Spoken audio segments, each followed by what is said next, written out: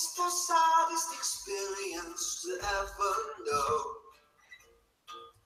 'Cause one is the loneliest number you'll ever do. One is the loneliest number, oh, worse than two.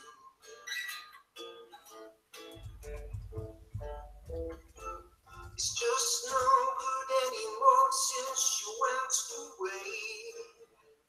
And now I'm spending my time picking up rhymes of yesterday. One is the loneliest number. One is the loneliest number. One is the loneliest. Okay, I realised that halfway through that it was really a little bit gay. So yeah, bye to him. It was nice knowing him. He did well to start off with, to be fair. Well, yeah, as people have already sort of alluded to or have started to guess, yes, I have spoken to this gentleman before. It was to do with kids and the state looking after the kids, but that's not what we're here to talk about today. We are here to talk about the idea of open borders. The idea of, is it a good thing, is it a bad thing, all that sort of stuff. Most people here not know what my position is, so I'm not really going to be talking about what my position is on this. I will be asking questions and finding out what the processes are of why people think the way that they do. But I wanted this to be more of a case of the gentleman that we're speaking to, which will be introduced very, very shortly, will be able to explain. So first of all, will you let everybody know who you are and what you do and why you think the way that you do and what you think? Hello, I'm Dix or Chris, and I'm a student in first year in the Netherlands, but I come from Romania. This I think is quite interesting because the EU is an example of pretty open borders. So I am, I guess, a benefactor of open borders in that regard. Basically, my argument on why I think open borders are good is twofold. Which is to say, first of all, I disagree with the idea of borders themselves, because I am an anti-nationalist or an internationalist or a globalist. Yes. Yeah. And I do not. Just from that point of view, I do not see borders. I see borders as something inherently bad. I will expand on that later. And on the other hand, I also think that open borders and immigration is generally a net positive for a country. I don't think anybody. There is an asterisk there. I was going to say, I don't think anybody is actually advocating for no immigration, and nobody is saying that immigration in itself is a bad or inherently bad thing, by the way. Yes, I know. I don't think that's anybody. I'm saying immigration, like even immigration to like quite massive levels and in terms of open borders, I think that can still, in most cases, be good for a country. Okay, so why do you actually think the borders are bad? And just to put on to the second part of that question, which I'd like you to ask, I think that you should answer why the borders are bad in your opinion, but then how do you distinguish in which government takes control of which areas? Or do you believe that there should be one unifying government? I will start with the second part of the questions because it leads into the first one, which is that, yes, I do believe there should be one government, which... Now, of course, I do believe there should be one government in terms of like legislative manner. I do not think that two people should ever be subject to two different sets of laws in terms of because of their ethnicity or their geographic. Can I ask why? Because they're people. They're equal. That's my answer. Okay, so what about in different religious sects and religious countries? Yeah, I agree. They should not. They should. I'm quite an anti-theist, so I don't really think that religious law should exist. Yeah, I'm a complete anti-atheist, but I still believe that people should believe in whatever they want to do. I believe, but I do not think that law should be influenced by religion. It does look like juice. You're right there, B. Unfortunately, for me, it's a case of from religious identity that has come from Christianity, Judaism, or Muslim, Islamic, or Hinduistic, or Taoist, or whatever. it actually puts onto the ideas of how you're going to govern. So, unfortunately, whether you want to admit it or not, the religious part of the countries have put into their ways and formed their cultures. To take away the idea of governments and taking the idea away of borders would also diminish the idea of culture. Are you for the abolishment of culture? I am kind of neutral on the question, which is that if a culture happens to disappear organically, I guess I'm a cultural Darwinist. Is that a legitimate term that I can use? I do not know. But if a culture happens to die on its own, and not because of you know, like not killing the, I will go on to say, but if a culture happens to die on its own, then I think, too bad, but that happened. On the other hand, I want to add that historically, cultures do not really die on their own. It's cultures generally die when they are repressed, whether the I don't know, languages are forbidden, certain customs are forbidden, or actually the people of a certain culture are killed. Cultures Okay. themselves generally interact a lot with each other, but they do not just disappear. Okay, well, let me just ask you this then. Obviously, you're saying that you don't mind if cultures disappear, which nobody's saying that cultures will naturally disappear or naturally change over the time. But what's to say, for instance, that if a massive group of white people moved into Zimbabwe or Uganda, for instance, and completely destroyed their culture, would that be a good thing or a bad thing? In what way destroy the culture? If Completely and utterly, well, completely and utterly change it. Completely and utterly change it from the way it was to what it can be now. say a group of white people, say for example colonialism, 1890s, right? Or I think South Africa would be a better example here, because it's been influenced by white people much more than any other African country, right? So, for example, white people destroyed certain cultures, but the problem is not that a culture was lost, as much as the fact that the culture was lost through violence, through genocide, through the killing of the people.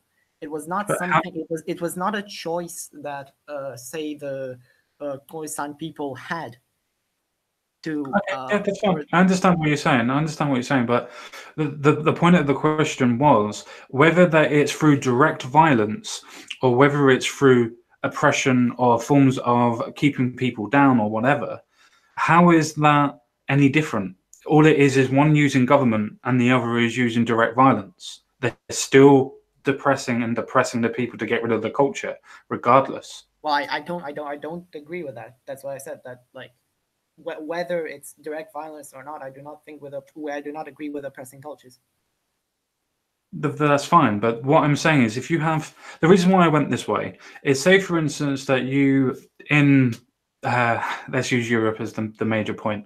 If you have mass amounts of people from particular demographics, and i.e., let's use Muslims for instance, or Islamic, would you not say that that is detriment to the cultures in which that they're going into, because they are changing the cultures to the way that they have their cultures? Would you say that that's anything the same as oppressing the culture that's already there? I would say that if say Muslims came into a place, a country, and changed the culture forcefully in a way. Now, this doesn't have to be direct violence, but if there's intimidation or that sort of thing, I'd say that would be a problem. But if people are willingly give up a custom or pick up a custom, I do not think that is bad. And I'm not saying that the culture, say the British culture in Birmingham, has quite a substantial Muslim population. All right. It's funny that you pick on Birmingham. It's funny that you pick on that. Why? Okay. Because I just did a video on it very, very recently where you actually have. I did not see it, but no, that's fine. I'll quickly explain the reason why.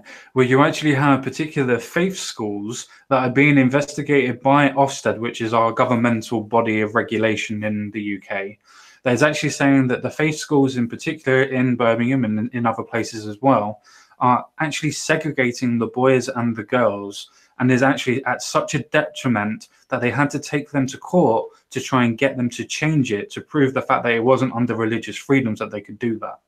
and yet they still haven't changed it. And the ministers that we have will not go after them for whatever reason. Is that something to do with changing culture forcefully? I don't know if it has something to do with changing culture forcefully. It is definitely something very detrimental, and it is definitely something that should be prosecuted. Like in my mind, there is no question about that. And the fact that some people are scared of accusations of Islamophobia or racism Sure. That's just nonsensical. But that's the point that I was trying to make. That under the fear of political correctness, for instance, or the fear of other things, that you lose your culture, you lose what's already there. Now, if you integrate and the culture naturally adapts to liking curry or going out and buying the Chinese, and it naturally integrates, and I use that as a colloquial terms, obviously that's not just what's there, but generally, if that's what happens naturally and it just comes into place, then that's great. That means change happens. That means the idea of nationalism grows and turns into civility. Where in this case, it's not a case of that. It's almost a direct conflict of, we say that men and women are created equal. Your culture says that it's not, regardless of using that as an example, just saying in general. I know that I'm not going to pick on the example that you chose, but I'm going to pick on the idea that a certain that you can see a culture as a block, as a unitary, as a monolithic block, and that you can ascribe certain beliefs to a certain member of a certain culture, especially considering with how vague cultures are in general. They're not vague. They're not vague. It's a vague term. No, they're not.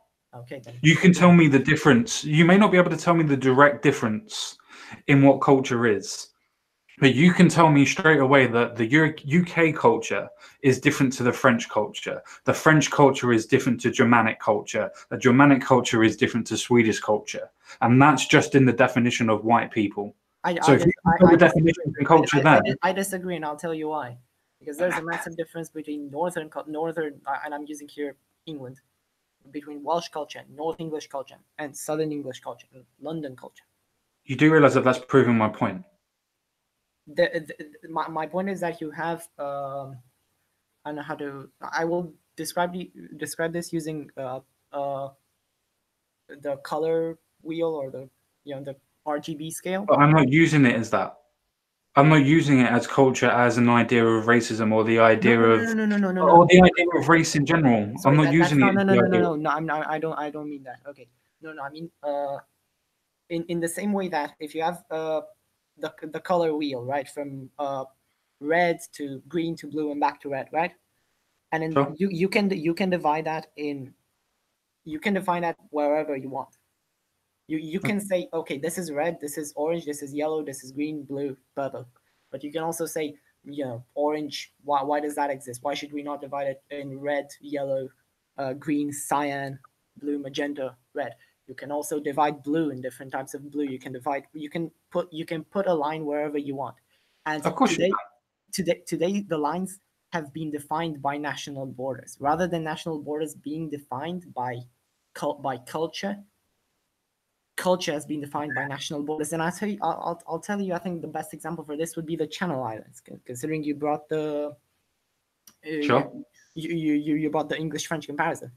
The Channel Islands have been for in the 1300s, the 1400s, the Channel Islands were much closer to France. Of course, in the 1300s, 1400s, the difference between England and France was quite subjective, as numerous English and French kings have claimed each other's thrones. But my point is that at the turn of the 18th century and during the 19th century, as nationalism asserted itself as a strong political force, you had cultures that basically they were kind of like made to pick a side. But look at the Channel Islands still have quite a strong French influence. And because they're closer to France and have actually more people from France moving to them. Indeed. I would assume that it probably would be, as in the cultural closeness to a particular country will influence that. It's the same as if you start from France. the more that you get towards to Scandinavia, the more Scandinavia the culture will get. It's just that simple. The same as when you get to Scandinavia, the closer that it is to Russia. It's the same principle. My point is that drawing a line, when you have this sort of vague, this is what I mean when I say the vagueness of culture, that there is no such thing, there is no defined border in terms of culture where you can say, okay, this is where German culture stops and this is where Danish culture starts. Yeah, that's where borders come from. But the thing is with borders is that borders were devised by the culture in the country. The country has been there longer. Hang on, let me finish. The point is that the country in itself has been longer than the culture. The culture will always change in the country, but the country's borders will always be the border of said culture. Always. So sorry?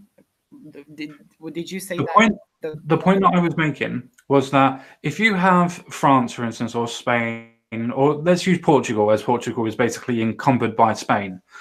Portugal itself hasn't really changed its culture. It's kept it exactly the same, but the borders that with our Spain would be more Spanish and Portuguese than what it would be if you went to Lisbon. The reason for that is because that they integrate. But the point is that the more that you stay in a capital, the more that you stay in a country, is the more that you get a culture. The cultures change depending on where you are, but in the country themselves, the culture is generally the same. And I completely disagree with that. And to that, you need to look over the border from Portugal in Spain, where you have the Basque Country, or Catalonia, or Galicia. Yeah, I understand. But that's the point that I was making, that the border is where the culture stops. The border is not, that implies no. I would say rather than the border came before the culture, because the crystallization of Do you know how Portugal and Spain actually interacted? The reason why I picked Portugal out of all of them is because Portugal and Spain have notoriously been enemies for years and years and years. To the point even when they were invaded by the Turkish Caliphate, to the point where Portugal was actually holding its own better than what Spain was. Its own, sorry, I couldn't hear that, the last part. I said even when the Turkish Caliphate was to take over parts of Portugal and most of Spain, the cultures that were in Portugal and Spain, actually the Spanish culture was integrated into Islamic culture more than what the Portugal one was. Oh, okay. I don't think it was the Turkish Caliphate, but you mean like Andalusia, like 700s? No, I mean the Turkish Caliphate. The Turkish Caliphate. Said about it? About 1700s. 1700. About 1700s, close to 1800s, in between that sort of here, 1750s up to 1800s. Okay, I'm not certain about that one, but regardless, I do get your point. But yes, of course, Portugal and Spain were enemies, but the point of Portugal and Spain were enemies was that the states of Portugal and Spain were enemies, not the cultures themselves. The cultures themselves Question. Why do people go to war if not for cultural differences? People, well, there are multiple reasons, and they're generally cultural differences. 2 days.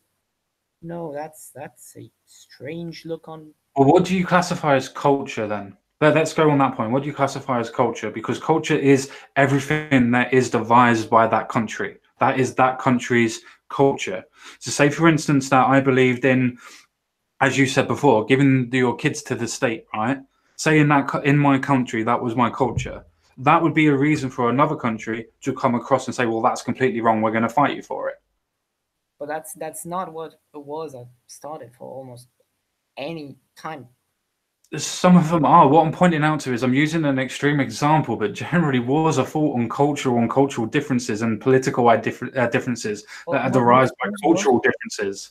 Most wars throughout the world have been civil wars between two people that were not separated by political ideology, but rather by the fact that they were two different brothers or two cousins in it.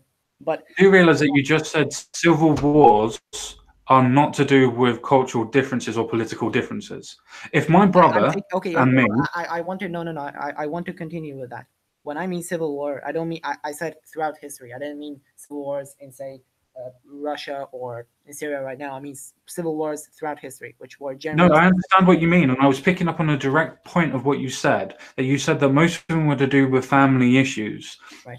The reason why I picked up on that is because the family issues are not fighting in between families; they're fighting on the different ideas of politics or religion. As if I grow up as a Catholic and somebody grows up as a Protestant, that's my brother, I'm going to have political and cultural differences to that person, and there's enough reason back then to go to war over. That doesn't mean I'm condoning it. I'm saying that is a reason for people to go to war.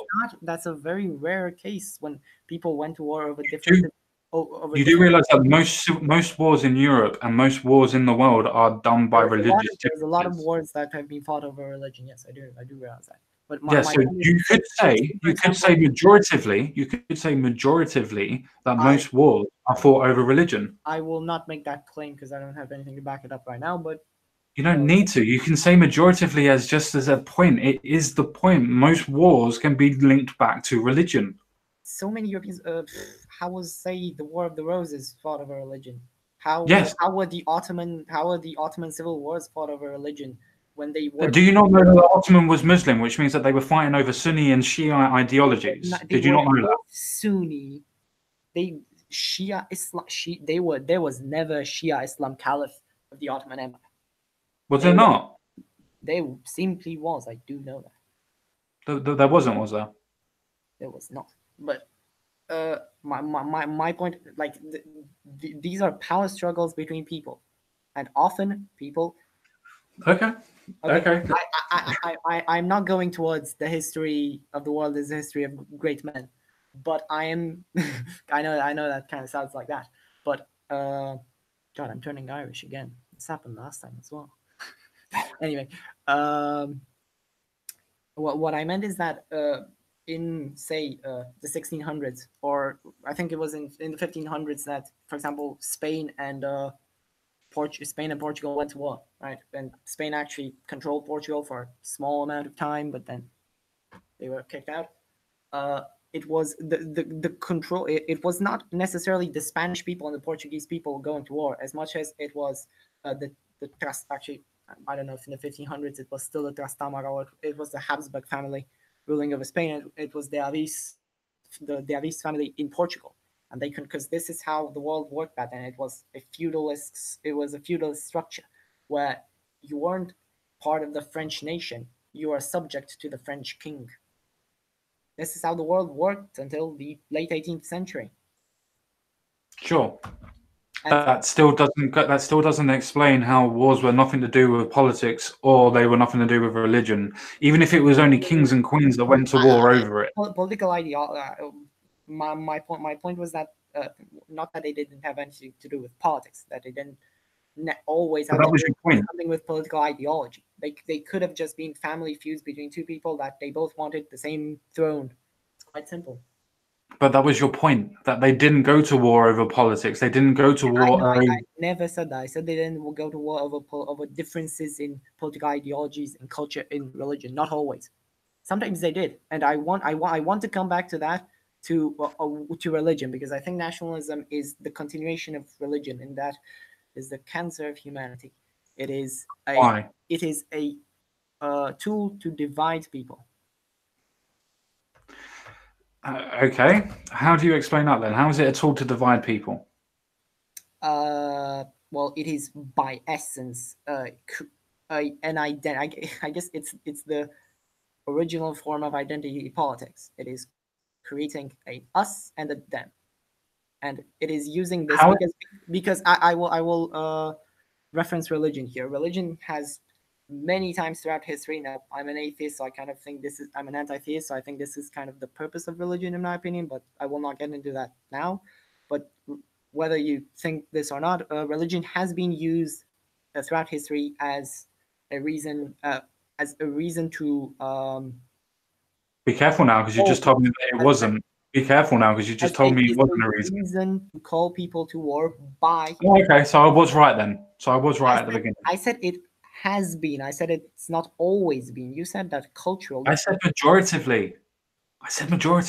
And I did not disagree with that. I only said that I do not have the. So why did we go on the diatribe for the last 10 minutes? Sorry? So why did we go on a diatribe for the last 10 minutes? No. We were talking about you started this not talking about religion, but about cultural differences. Yes, which is led by religious differences, as No, in I religious would say there is a beliefs. difference between what today we mean by culture and religion. Of course, There they're is a big intertwined. difference. There's a Yes, big difference. there's a big indeed cultural differences. That proves my point, not yours. Because even I if it's don't in the understand how that basis, proves your point. even if it's in the basis of a forms of religion, the cultures, when you step away from being religious, which most countries have done, especially in the West, is a case of the culture still evolves around the original beliefs. Whether or not it's a case of they had bad beliefs to begin with, the cultures always evolve, but they are still the country's original cultural beliefs. I would disagree with this, and I would simply point to the French Revolution as a moment, and by okay, no, I probably shouldn't just say the French Revolution, but the ideas of liberalism, the ideas of free speech, free press, human rights, Can I ask a these quick are not question? derived in any way from religion. Can I ask a quick question though?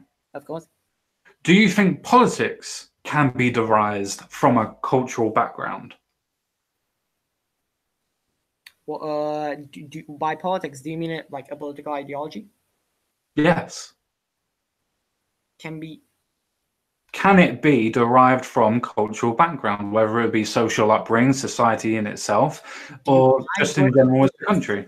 Derived or influenced? I think it can be influenced. I do not think it can be solely derived from that. Well, fine, nitpick on the actual terminology, but in general, do you think it can be surmised that our cultural differences can initiate our ideas of politics? No, I disagree. I think that, and I'll tell you why I disagree. I can see your face here. I'll tell you why I disagree, and that is because I think every person is rational, or which I know that might be quite. I'm not calling people But irrational. I think people use rationality now. Of course, there is. I think the problem with, I think the influence, and it's quite a heavy influence that um, society and culture has on someone's politics is not to do with their thinking process as much as with the information that is given to that thinking process to process. Sorry, I should. Can I just clarify what your point is? Because I got kind of lost there. So you don't think that cultural differences can change the thinking process? It's what's given to the people, the information that's given to the people that derives their thinking process. I honestly didn't understand enough to realize if you did correctly understand my point, so I'll repeat again. Basically, if you think of like the thinking process as a machine, I do not think that culture influences the machine. It influences the input that is given to the machine.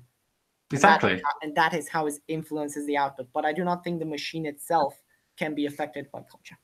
That's quick before we gloss over this. okay. You've literally just said that if you classify the brain or the human as a machine, which fine for this derogative point, I will put it in there. Okay. But if you give that machine information from a Scottish ideology, then the prejudice that come from the Scottish ideology and the Scottish identitarianisms or the ideas from that will go into the machine. If you do it from France, the same process will happen. That is the cultural differences that influence the political decisions for the country. But it's not as like a crystal thing. Like you don't only get like culture is not the only thing that influences. It's like you throw a bunch of stuff in the information in general, and that is why two people that grew up in the same culture can have wildly different political ideologies. But that's to do with micro information. That's to do with their social upbringing. It can be pretty much the same social upbringing with extremely small differences, and that will still lead to. Yeah, which is why I said micro differences. But the idea in general is if that you were born in France, you generally want the best idea and the best solution for France because France directly affects you rather than the whole of you. Hold up, what? Oh, wow. That was. What? But that's generally what is true. I don't see why you go, whoa, when it's France. I do not understand. Why would you identify with France in the first place?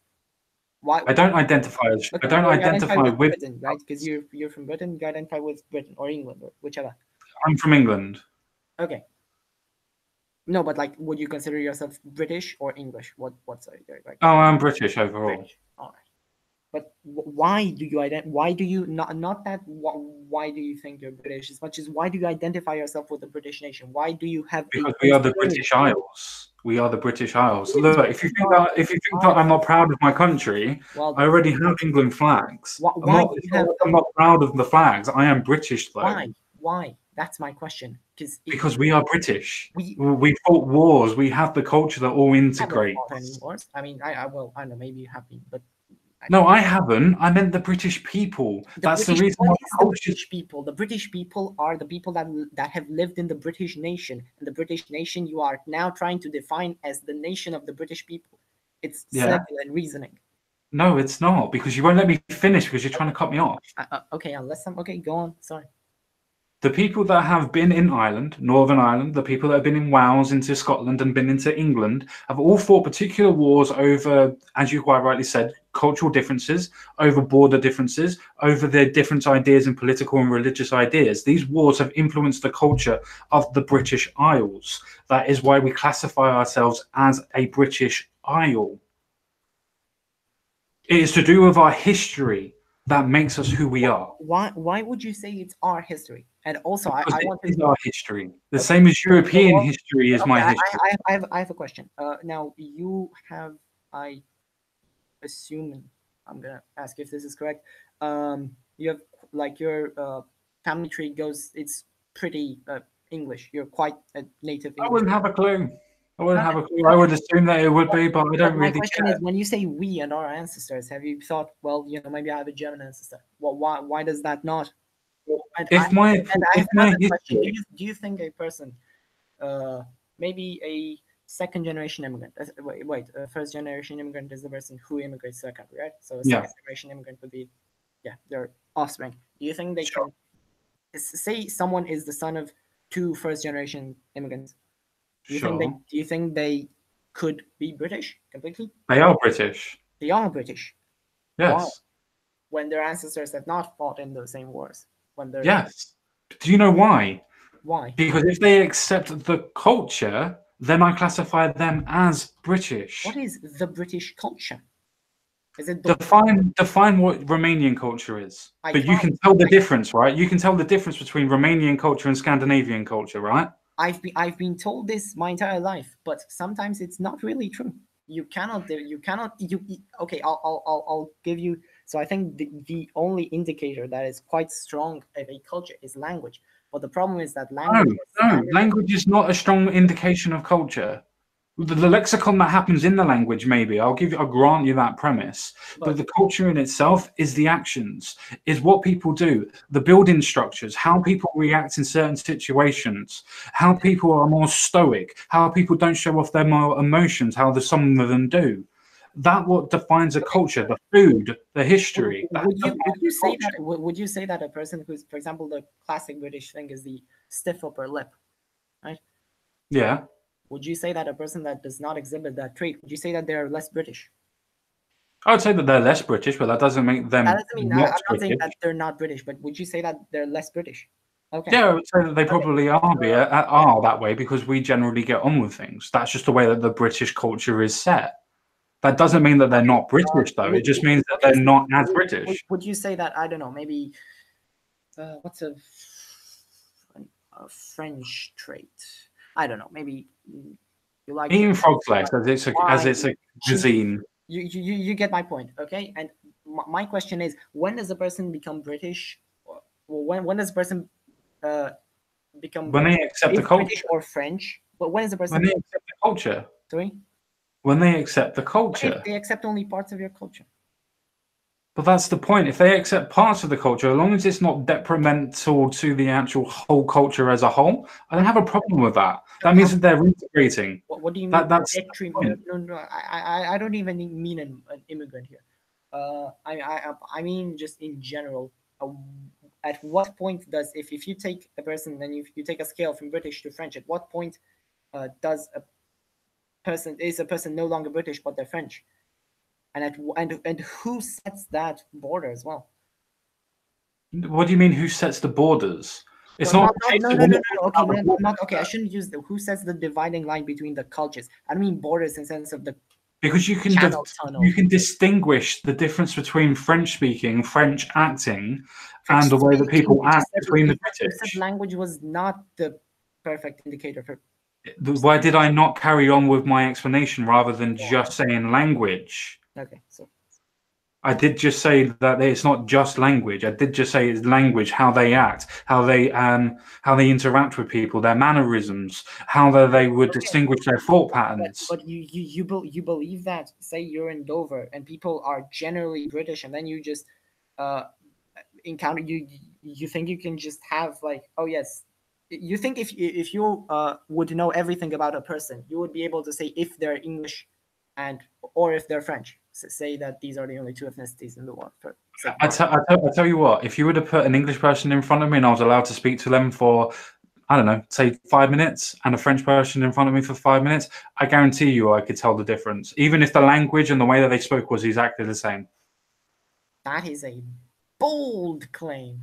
I guarantee it. The reason why is because the way in which they act in the places in which they live, if they both don't live in the same place, will be different. That's why. Same as people can tell the difference between somebody who acts Scottish and who is Scottish. The mannerisms are different. That is an extremely bold claim. It's not a bold claim. I totally disagree with that. I mean, I don't. Do you believe in stereotypes? No. You don't believe in stereotypes. You don't believe that there are stereotypical ideas.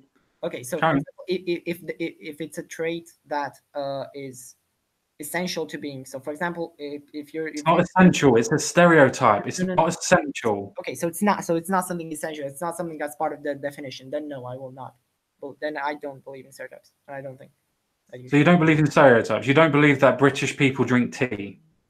I don't believe you should assume of a British person that they drink tea. It's not a case of assuming. It's a case of a stereotype. You might see, well, you know, British people on average consume more tea than, yeah, that's a statistical fact. But that's completely unhelpful and completely, there's nothing I can do with that fact. That's statistical fact.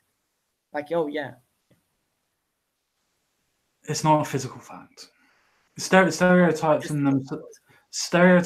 in themselves define different, should we say, not definitions, but they define different stereotypes of people. The reason why they're stereotypes is because a majority of people in certain cultures, races, whatever, do certain things different ways. That's the reason why we have stereotypes. It's not a majority, but yeah, it's more people than.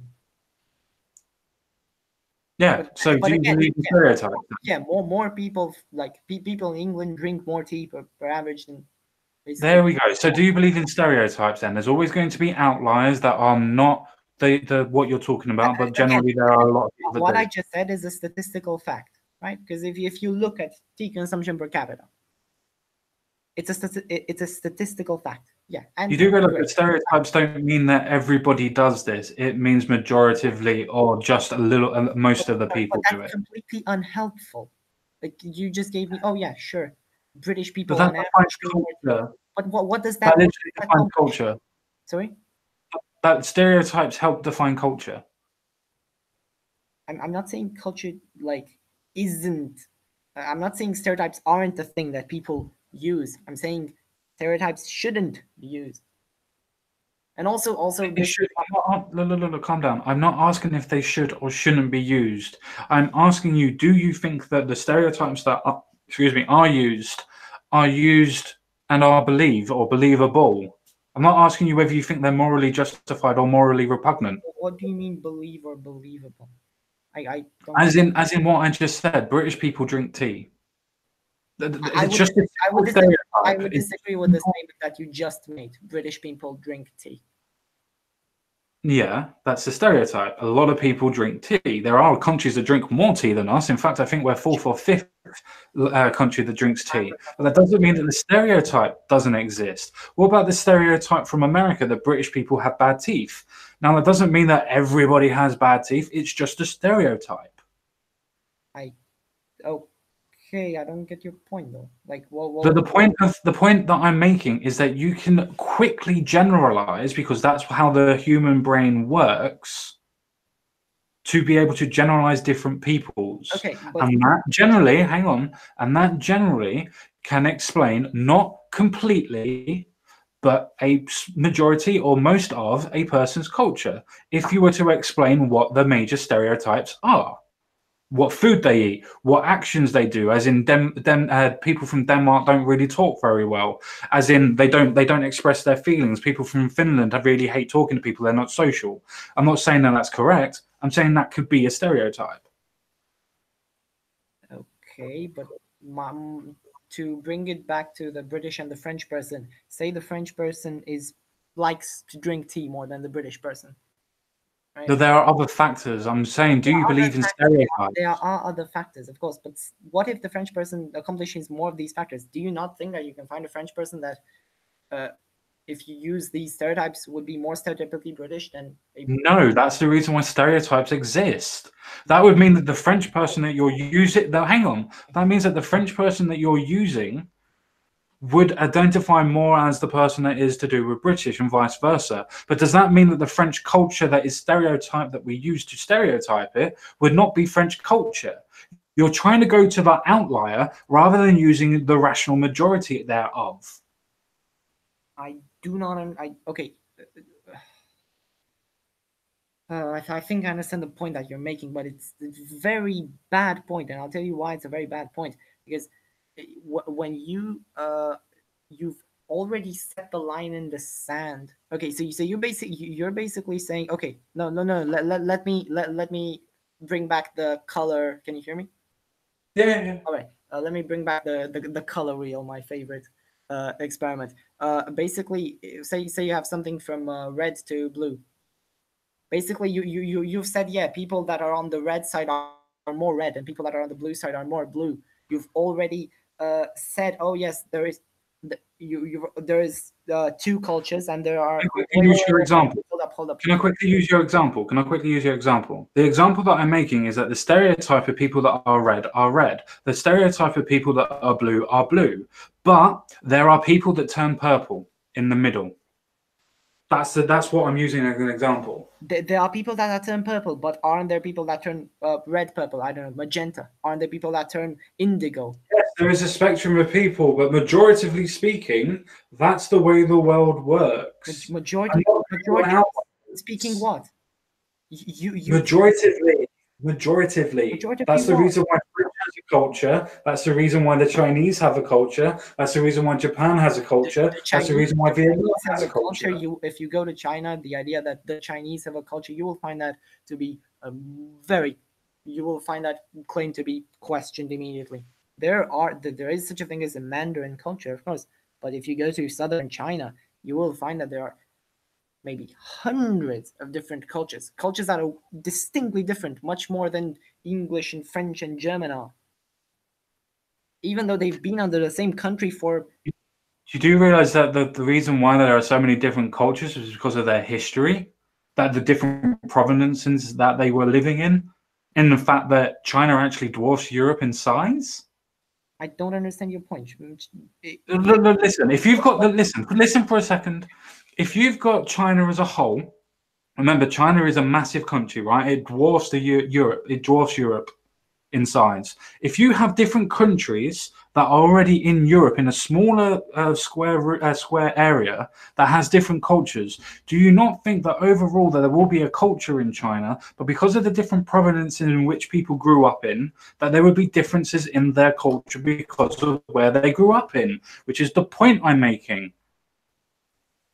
Do not understand the point that you're making, because your point can be applied just as well to England, because I know, which is Welsh culture compared to English culture compared to Scottish culture, which means my point's correct and yours isn't. Well, what is your point? Sorry, your point is that people have culture. That people have culture that are normally bounded by borders. How did I disagree with the fact that people have culture? That was the whole point of this conversation, my friend. Okay. What? Please go back and rewatch this, because that was the whole point of how we got to this point. Culture. Yes. Culture itself is generally nationalistic, as in different nations will have different forms of culture. You then even brought up the differences in red and blue. That's the reason why we went down that avenue of fucking everything. I said that culture has been created by the nation. The idea, okay, not culture, the idea of the British culture has been created by the British nation, by the British state to reinforce the British nation. No, it hasn't. No, it hasn't. The British culture has been enforced by the British people. Hence, as why you no said, such thing as the British hence why you said that in London there's a different culture to the southwest. Overall, we still have set principles that most British people or English people follow, Like- but yet the different provinces or counties or states are having different culture. That doesn't mean the culture overall is different. It means that the culture in Britain is British culture by definition, collectively. And would you say that British culture and German culture and French culture are part of the grander European culture? No, For the exact, no. for the I exact say that culturally we have cultural history, but German culture is completely different to having the common law in Wales, England, Scotland, and Northern Ireland. completely different. Also, God, Completely different, but different enough. why are you even bothering to add Northern Ireland there? But anyway, Because Northern Ireland is part of the British Isles. That's why I put Northern Ireland in there. Ireland is part of the British Isles. No, it's not. Ireland is the Republic of Ireland, which is not part of the UK. Not part of the UK, but the British Isles is a geographic term. But Yes, and Great Britain is the UK. Great Britain is Scotland, Wales, and England. That's the Great Britain. It's the greater of the British Isles. That's a geographic definition. Okay. Anyway, that's Okay. That's semantics. Let's move on because there's so many other things that we should carry on with. But there's so many other things. How can you claim that? Because do you believe there's such a thing as, say, Cornish culture? Yes. And do you believe so your argument for there being a British culture is that even though there are different cultures within British culture, they all share something similar. They all share common values and common mannerisms, yes. But not all common values. Like not. Yes, they do. All English and British people will share common values. Their political ideologies may differ on how to achieve those values, but all of them will say the same things on the values. Can I ask you? I didn't quite understand what you said. Did you say all British people or all British peoples? Peoples. All right. But yes, they share some common values. But my point is that there are distinctive values that are applied only to, say, Cornwall, because that's how there is such a thing as a Cornish culture. Yes, but only on things that how they speak, on only things on how they eat. But generally, their culture is the same as somebody that's in London. It just differs on what they eat, on how they speak. Okay. But the culture is more than just that. Culture is more than just that. But I can draw up a lot of similarities between, say, German British culture or Dutch and British culture. I think that would you say that the Dutch and the British share a European culture? Or? I'd say that most of Europe share a culture, but to say that they're the same is completely and utterly ridiculous. Well, I didn't say they're the same. They're the same. I am simply saying that in the same way that you can say the Cornish culture and Northern culture and London culture can be grouped together, and there is such thing as a British culture. You can group German culture, Dutch culture, French culture, Italian culture, and okay, no, fine. If you can do that, define me. Hang on. If you can do that, define me the cultures from Dutch between Germany, and then compare it to the rest of them. If you can do that, then you prove my point that the cultures can be defined. The Dutch culture. I already told you I cannot define the culture. I do not think. Well, if you can't define it, how can you compare it? And you're the one who wants to do the comparing. Compare it. Again, I'm the person that says you cannot create you cannot create a distinct line. You literally just said hang on just a second. You literally just said to me.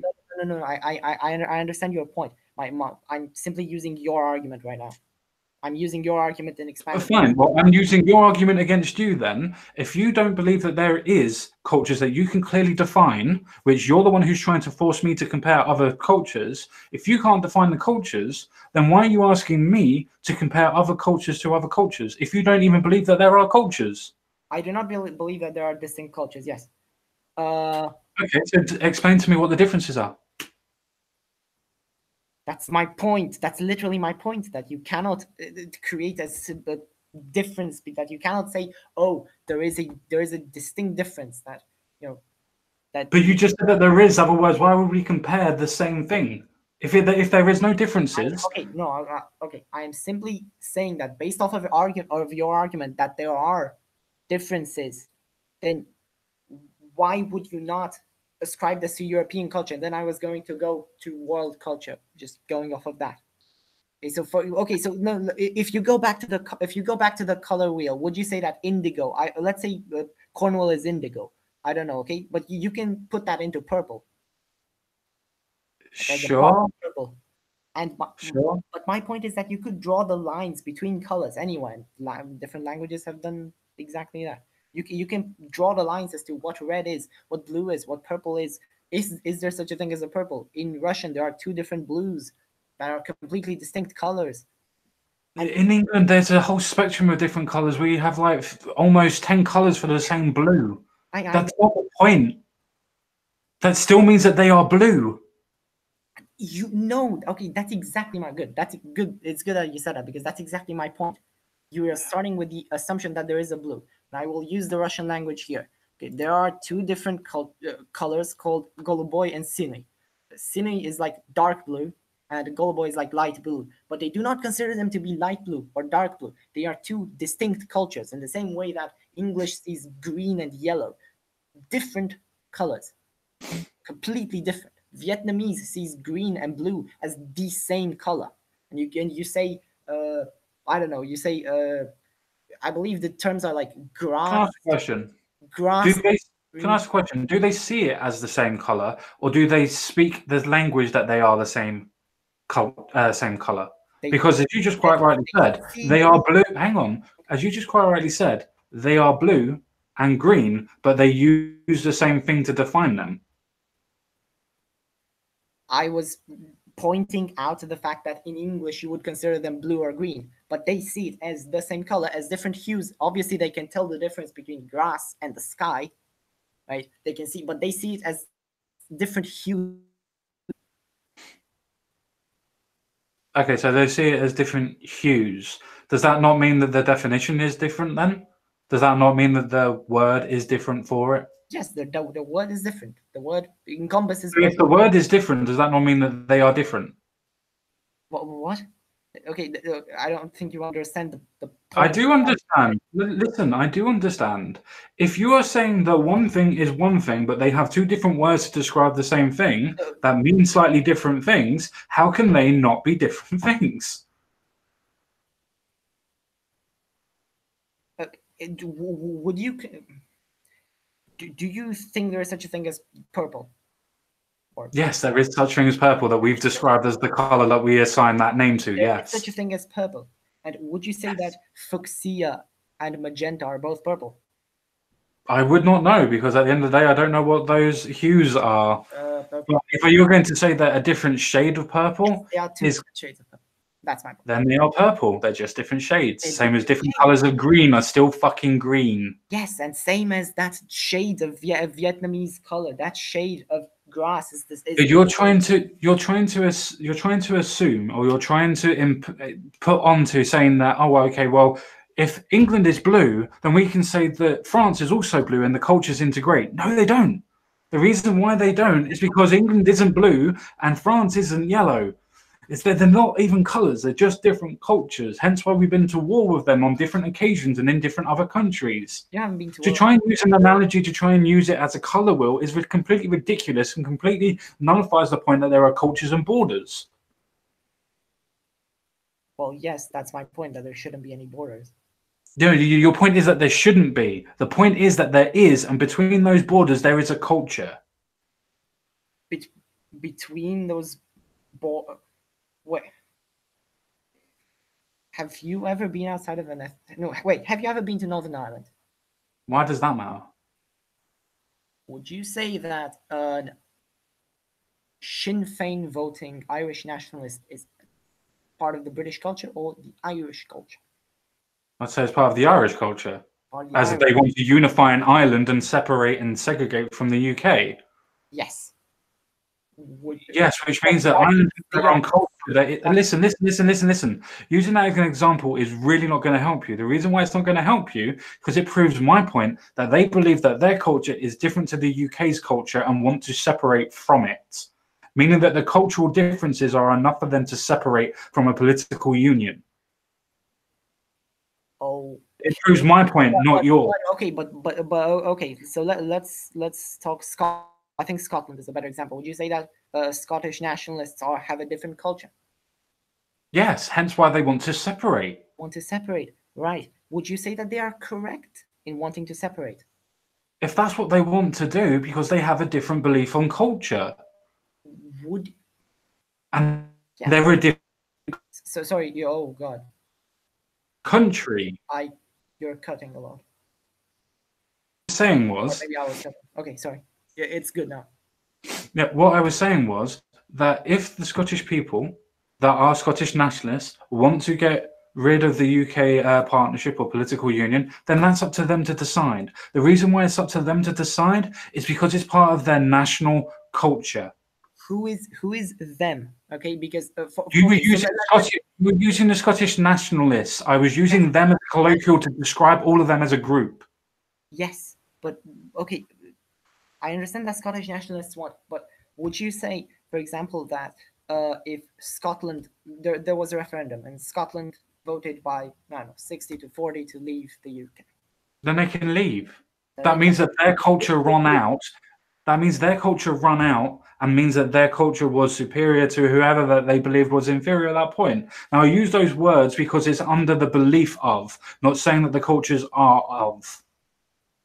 But okay, would you say that the people that voted, that would vote to stay in the UK, would you say that they are no longer in the country of? Would you say that they are British, or would you say that they are Scottish? They would be Scottish because they would no longer be in a political union of Britain. Even though they would want to be in the political union of Britain and would then share they can move to the country that they want to be. Values. Would you say that a British person living in France, has become French? Depends on how long they've got to the culture and assimilate to the culture. I'm not a nationalist in the belief that nobody can ever become another national. If you say that, let's say they've kept British customs and whatever those are, right? And the stereotypes. Well, I'm using your language here, right? So they drink tea, they like the Queen. I don't know, whatever. Sure. Would you say that they remain British? Overall, yeah, I'd say that they're British. Okay. They're a British national in a foreign country. Would you say that currently Scottish culture is part of British culture? I think you've said that. Sorry? Would you say that Scottish culture is part of British culture? Would I say Scottish culture is part of British culture? Yes. Yes. But so currently, so if a person votes to remain in the United Kingdom,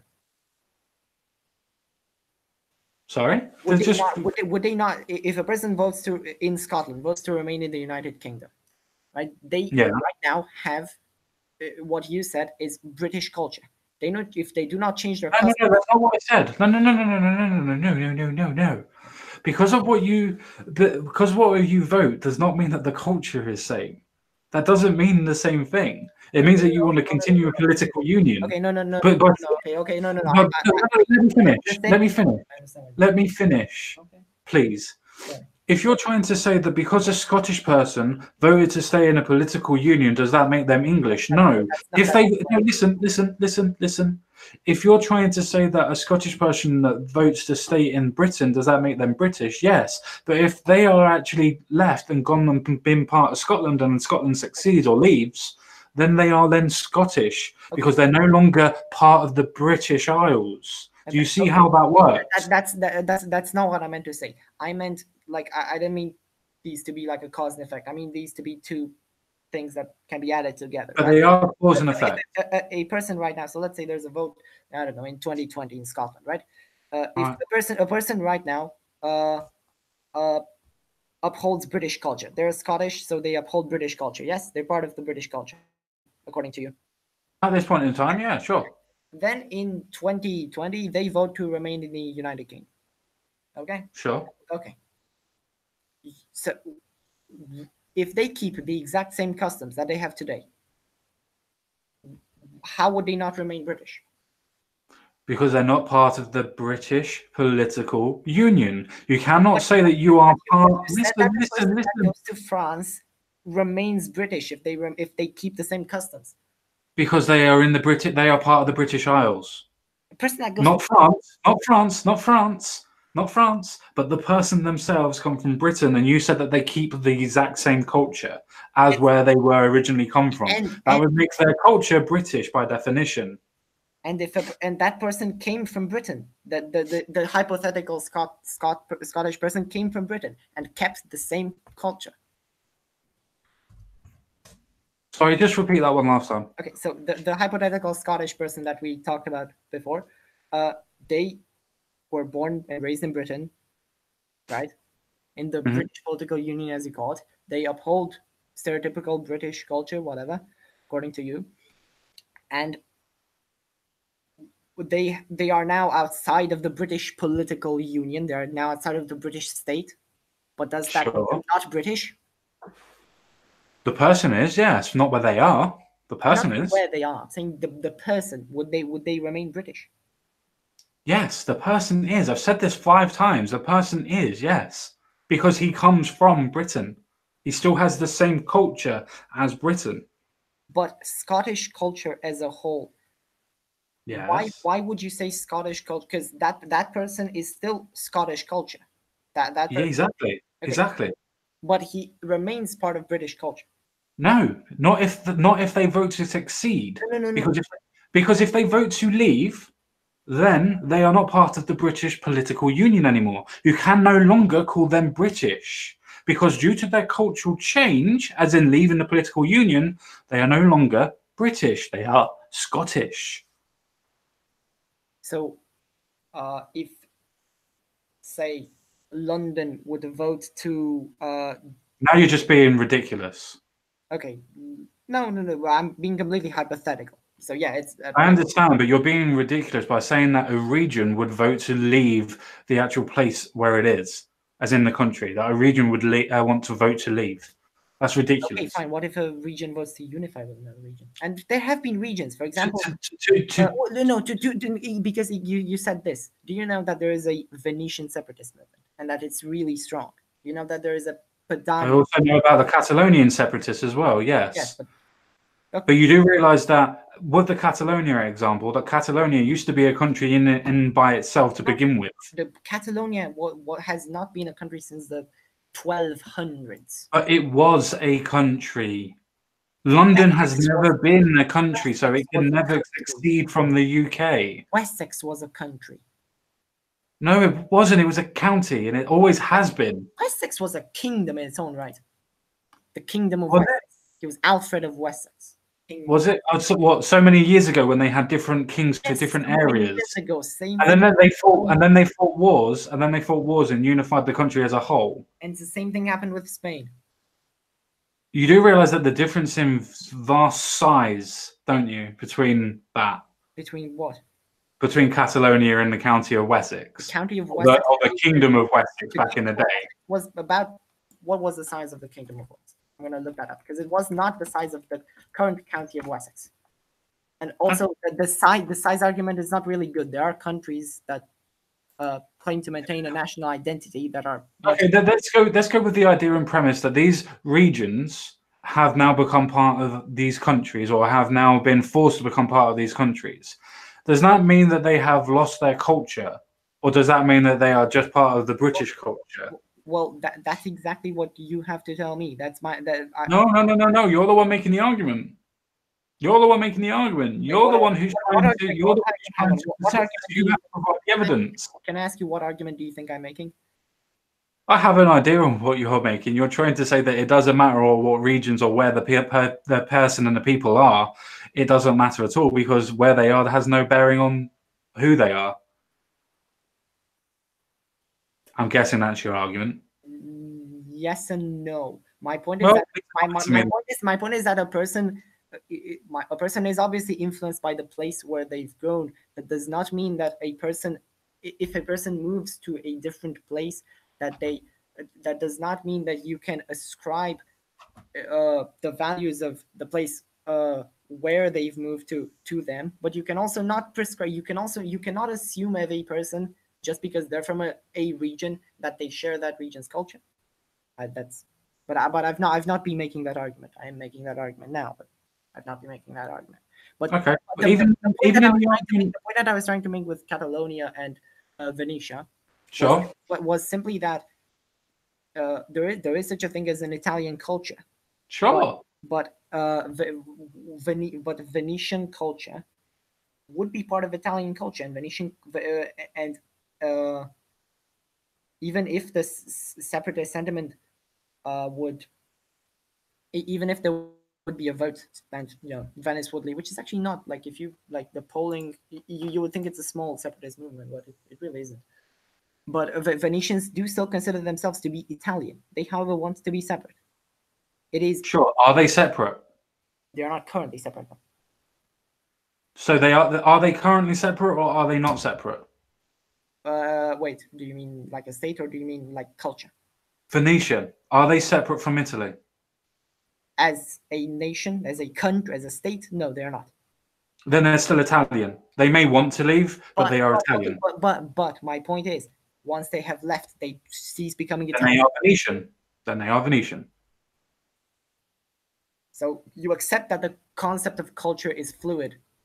No, I accept that the idea of countries and borders can change, but the borders and the points that are in those countries, the culture never changes. The culture will change by the people that are set in those places. The same as the regions will have slightly different. Sorry? You're saying culture never changes on its own? Sorry? Are you saying culture never changes on its own? So without external influence? No, because you keep cutting me off. You never let me finish a point because you think you're trying to get a got you on me, and I'm not doing that. I'm not trying to, like. Fine, whatever. Fine, whatever. The point that I was making, that if Venetia left or whatever left, or Catalonia left, or if Wessex left, then it would be a case that those would then turn into their own countries. And from their own countries, they would form their own culture because they would be separate and form different cultures from the different country that they were originally from.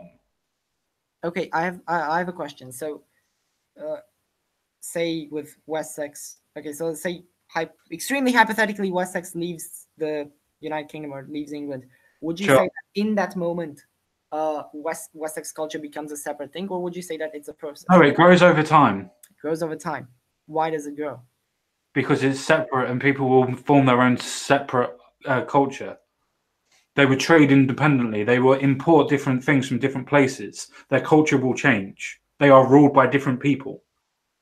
So you acknowledge the fact that the state influences culture? I never said that it didn't, but you're trying to claim that the state is not the government and is not the country. I'm saying that the state, the government is the country. No, I said the state is the government. I said the nation isn't the nation isn't the country. So how do you form a government? Wait, fucking wait. How do you form a government without a nation? How governments have always been formed. Nations weren't a thing until the 1700s. But they were countries before, right? They were countries. Country and state we can use as the same thing. I use as the same. No, they're not the same. They're not the same. How do you define? Because this is a problem of semantics here. How do you define these terms? State, country, and nation. Well, the state is a government that is elected in a country. The country itself is a set of borders that have set laws that are either set by a monarchy, a form of government, or whatever form of hierarchy that they have. Okay. So I understand the definition. Okay, so you're referring to the state as the structure, as in the state would have, the parliament would be part of the state. Yes, Okay. the And Parliament is state. but the country wouldn't be. The country would be England, say, or the United Kingdom. Yes, no, the country would be England. There are forms of political unions that form different cultures or groups. Christ. Okay, that's not. Okay. But I wanted to be pedantic. You want a definition, so No. That's all. That's all right. It's just that I'm struggling to realize how you think. I think that's a uniquely British problem because of the way you define country. But okay. Anyway, how would you define a country?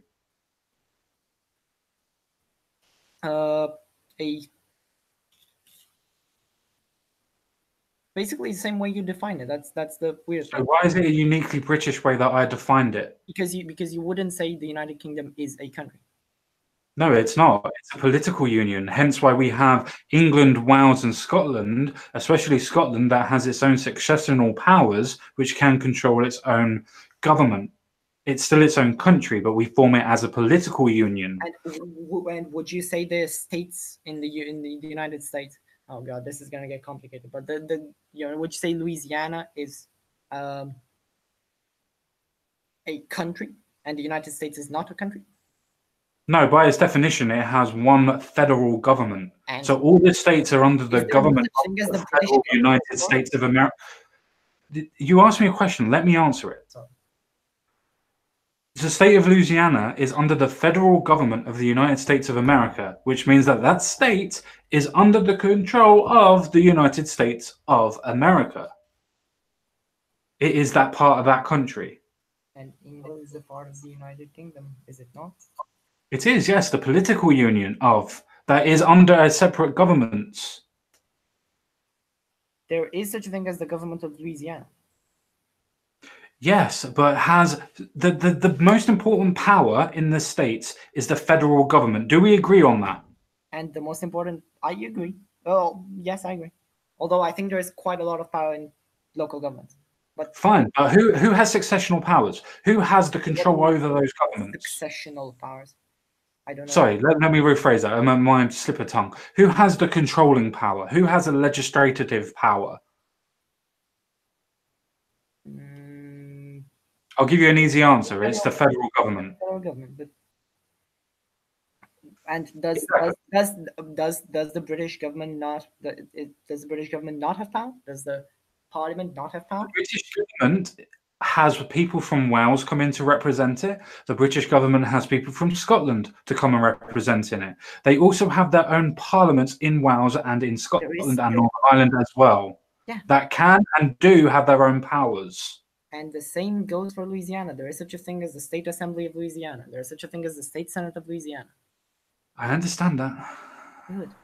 And my point, and Louisiana has certain powers, right? It does. That makes it a country. Okay, you know what? This is truly a distraction. But should we go back on and just work with the definition of country as is? Well, I was more thinking if you understand the definition of a country, how can you say that there's no such thing as country borders? I'm not saying that there is no such thing as country borders. I'm saying there is no such thing as cultural borders. I'm saying there shouldn't be such a thing as country borders. Fine. Fine.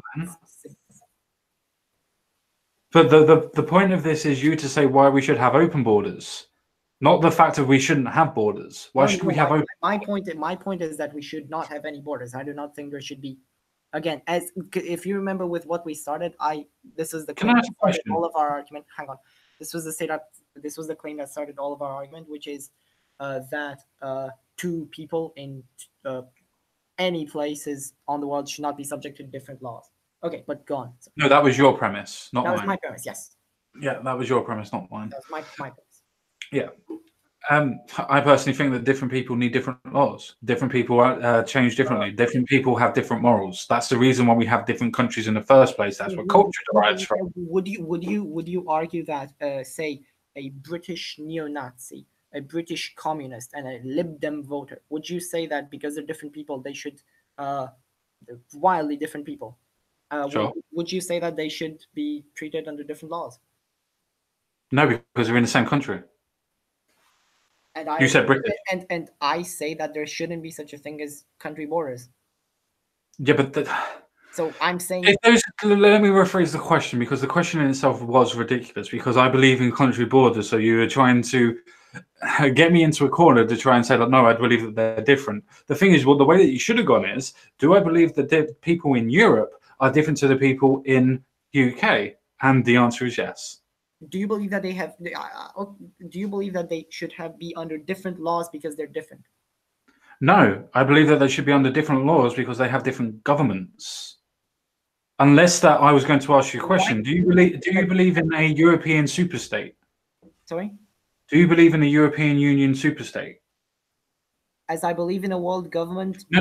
Yeah. Do you believe in a European superstate? Okay, so I am not a European nationalist, so I do not believe that this should be the final state. I think it would be a useful stepping point towards reaching internationalism. So that is my view on the EU. Okay, so you think that the EU is an experiment for the idea of a world government? Yeah, it's a good stepping stone for that. And I'll tell you. Do you think the EU operates in a fair manner? In many ways, no. In other ways, I think it operates in a. Hang on, I think it operates in a similar manner to many other governments. Wrong. It doesn't. Do you know why it doesn't? Because people can vote out the people that are already in there. And I know you're going to go, oh, but they can vote. No, they can't. They can't vote for the European Commission. Only the people that have already been elected by their countries can vote for the European Commission. Do you know how the government of the United Kingdom is selected? Of course, I know how the government of the United Kingdom is selected. I pick the United Kingdom because you have all the things with the Queen, and that's a bit more complicated. Sure. Sure, I do know how it goes, yeah. Okay, so say Germany or France or any country. In almost no country can you vote for the prime minister, except maybe the United Kingdom. You don't vote for the prime minister. You vote for the parliament, and the parliament votes for the prime minister. France, you vote for the person, not the party. For instance, Marie Le Pen, when she was in charge, was going to win the actual presidency. Yeah, but I wasn't talking about the presidency. Macron took charge of the centre, so you're wrong already. I'm not talking about the presidency. I was talking about. You just said that they can't vote for the presidency or the premiership. I said prime minister. There's a massive difference there. Prime minister. Do you know why that they can't vote for the Prime Minister of the United Kingdom? Because they're not part of the United Kingdom. Sorry? Do you know why that they can't vote for the Prime Minister of the United Kingdom? Wait, who? French and German, because I'm guessing that's where you're going with your argument. Wait, that was I think. I'm guessing that's where you're going with your argument. Communication here. Okay, carry on then. Carry on. So my point is, people in Germany, they do not vote for Angela Merkel to be their chancellor. They vote for members of parliament. Then those members of parliament convene and they form a government. That's why you have, for example, in Sweden, they had like 3 months before they could pick a new government, because you had to form a parliamentary majority to vote for the prime minister. Now, I believe it's actually the same in the United Kingdom, where but there's the Queen element added in where she has nominated, and it's a bit weird. But no, you're correct. It's very, very similar. The Queen doesn't really do that much apart from. She's just theoretically an element. Well, she is in power. That's the reason why she allows the government to reign. But besides the point, the point that you're trying to create is trying to say that people don't vote for who their prime minister is. They do, because if they don't like who the leader of said party is, they will not vote for the party. And that is exactly the case. Jean-Claude Juncker, which I believe is right now the president of the European Commission, has been chosen by 3 parties. The Alliance of Liberal Democrats of Europe, ALDE, the SNP. Okay, that's fine. I understand where you're going. I understand exactly where you're going. Can I vote for Verhofstadt or Juncker to be in charge? Can I vote for them to be in charge? You can vote for the EPP. No. I'm asking you a direct question. Can I vote for Juncker or for Verhofstadt to be in charge of anything? Can I vote for them to be in charge? No, in the same. So how is that even comparable? How is that even? How is that? Wait.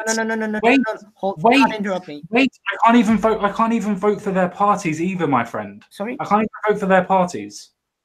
Why can't you vote for the parties? Because I can't vote for European government. You want Same as you can't vote for the European government and governments outside of your own fucking the jurisdiction. European Parliament. Can you vote in the European Parliament? Can you vote in the European Parliament? Because I fucking can't. Well, now you can't anymore. It's not your No, fault. I couldn't in the first place. Name the process in which I can vote for the European Parliament. The I European can- parliamentary elections that are coming up this year in May. The European Sorry? parliamentary elections that are coming up in May. And who votes for them? Sorry? Who votes for them? People. Where? What do you mean where? Where do the people vote for these members of parliament? Where? For instance, let me put it this way so you can understand what I mean. Can I vote for the people who Spain are electing to be members of their European Parliament? Can I vote for them to for the Spanish members as well as my own? Do I get a vote on that? No, you don't. Just like So how is that just like democratic? you- So how is that democratic? If I can't vote for them and they're going to be able to dictate to me what I can and cannot do if they have a majority, Sorry? how is that democratic? Do you live in a Labour or a Tory constituency? Yeah, I mean, I know That doesn't matter, does it? well. That doesn't matter because the country. Labour, the people. Why can't the people in Labour constituencies vote for the people in Tory constituencies? They can vote for their constituencies, and well, now there's a Tory government in charge, and it controls that constituency. No, you're missing the point, mate. The way that local government works is you elect the local ministers that you want. You then go to the point of then electing the person who's in charge overall. That's not the same as me going to you. How can I vote for the Spanish people that are going to represent me Sorry, what Spanish people are going to represent you?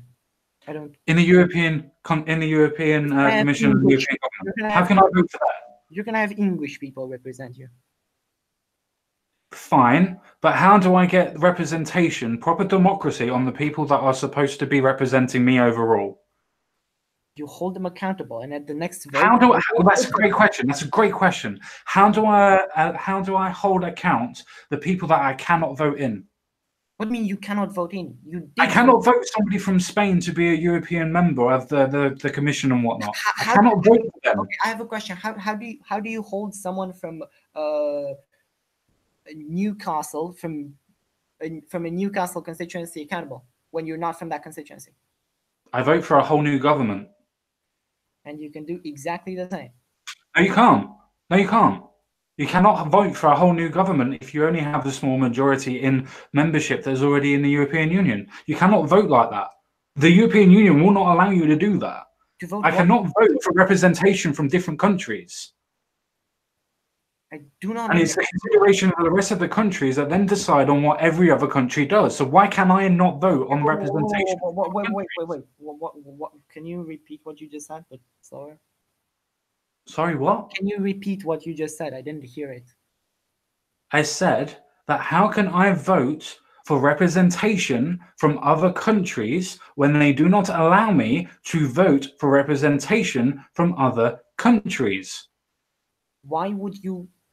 Why should you be represented from other countries? Because you're advocating for a European Union, which that European Union is then the government of Europe, meaning I should have proper physical representation in that form of democracy. Should I or should I not?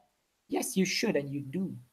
No, I don't. Do you know why I don't? Because I can only vote for a small amount of MPs or MEPs, sorry. You can vote for a single MEP. Exactly. I can vote for one. That's yes, a person has a vote. I can't vote for the government then, doesn't it? What? I can't vote for the government. I can vote for one the seat. government because you can only vote for a single MEP because that's your constituency. No, it's not a constituency. It's a country. What? It's a country. No. Okay, so when you vote for British Parliament, when you vote for the British Parliament, right? Sure. You don't vote for every single MEP in every constituency. You vote for the MEP in your constituency. Are we talking about the British the British government politics? Yes. Right, okay, the government of Britain. Right. Okay. Okay. Yeah. Do you know what else I can do? I can vote for the party in which is going to be overall control as well. How do you vote for that party? Because By you have voting two for- different votes. Hmm? You vote for your local constituency, your local MP, and you can also vote for the person you want to win the fucking election. In Britain, you're telling me there is a thing where you can say, oh yeah, I vote for Theresa May. No, you fool. I'm saying that if I wanted to vote for Labour for my local constituency, I Yes. could then put the minister I want. Listen, I can then put the minister that I want to represent my local constituency, and then I can go, well, I don't want Labour overall to win, so I can vote Tory at the end. Okay, no, I don't mean local politics. I mean members of parliament. When you vote for members of parliament. Yeah. Yes. Yeah, I can vote. I can vote for my local MP, and then I can vote for who the controlling majority of the overall government can be. I cannot do that in Europe. Can you do that in the United Kingdom? Yes. Wait. For so- like the so fifth you're- time, I'm telling you, you You're can. saying that someone from North Islington can vote for Jeremy Corbyn and the Tories. Yes. If they wanted to, yes. Okay, and who? How is that? Okay, so what if a majority of Conservative MPs? You're saying that if a majority of Conservative, what? Hang on, my mind is a bit blown here. Sorry, how does that work? I've never heard of this voting system ever. You've never heard of the voting system. Voting for the person that you want to represent you, and then voting for the person for the party that you want to lead. You've never heard that. Hold on. So here it says first past the post is used to elect MPs to the House of Commons. Right? Yeah. So that's how MPs are. Yes. That's how MPs are collected. Yes, that's how MPs are Yes, chosen. MPs. Okay, Yes. I understood that. Okay, but how? You're telling me that regardless of MPs, if the Tories in your second vote, if the Tories win the majority, you're saying the Tories become the next government? No, they win the majority by the MPs, but I can still vote for two different aspects. Are there extra MPs in Parliament that are not assigned to any constituency? Yes, there are independents, yes. No, assigned to any constituency. What do you mean, any constituency? Okay, so you know how Jeremy Corbyn is of Islington North and Caroline Lucas is of Brighton. Is there a person that is not assigned to a constituency? That's just an MP in Parliament? No. Everybody's assigned a constituency. Every MP is assigned to a constituency. I'm going to ask you another question. If in Corbyn's in Islington North, Corbyn Sure. gets the majority of votes, but Tories get the majority of votes, who's the MP? Well, the MP, if Jeremy Corbyn gets the majority of MP votes, How are Tories represented then from Islington North? won't be, because the way that our system is, it would be that the MP is chosen. The point is that the system we have may be flawed, and I agree with you, it may be flawed. But the point is, I can still wait. Okay. I can still vote for who I want to lead us, as in the party, not the individual. I can't do that. Wait, and You know- what does that? How does that? But your vote is useless. How is my vote useless? How is your vote represented? My vote is represented by the fact that I put the vote in. Okay, you put the vote and it says Tories. So that person, right? They put the vote and they say, okay, Corbyn, but I want Tories. Okay, how does that, him saying Tories, how does that account to anything? Have you ever heard of the term one vote, one person, one vote? Yes. Yeah, just because the system doesn't represent properly doesn't mean that the system is not the best or the worst system there. It's still being represented. It's still being counted. It may not be put into practice, but it's still being counted. And what are the results of this? What? It's not a case of the results. You're trying to deflect onto the. It's just that. Okay, so let me explain why I'm so confused. The problem is I've never heard of this voting system, and to my Then look it up. Then look it up. I'm telling you that it's true, and you're trying to confirm that it's not. I don't know its name. That's the problem. I can't find it. I'm trying to, look it up. It's not a voting system. Okay, We have first past the post. The MPs are the ones that are elected to Parliament, and then the MPs that have the majority are then the ones that are in place. But I can still vote to have who I want as a different party. The fact is, most people will vote for Jeremy Corbyn and Islington and then Labour. That's just the way that it is. But I can change it. but your vote would still go to Jeremy Corbyn. Let's just confirm. Yes, if I so did that. Yes. No, okay. That hypothetical person's vote would vote to go to Jeremy Corbyn. Okay, so how would the Tory party benefit from that vote as Tory? They don't. You're making an argument out of nothing. So is that vote not? So you're telling me that vote is an expression of what people believe, but it's not accounted like in Europe. Sorry, I can't even. Okay, but it's an expression. So you can. Sorry, my friend. I love that. Yeah, I'm not going to gloss over that because I don't want to go into that as an argument. We're going to go back to your system. That's not great. I'm not talking about our system. I'm talking about the fact that I can't get representation in Europe. You can through the MEP. No. That's the only. You do not get a representation through your system. When you vote down Tory, that does not change anything. I did not even know the system. I'm not talking about that. You went down that road. What? I'm saying that even if I can't vote for other representation in other places that is going to represent me overall.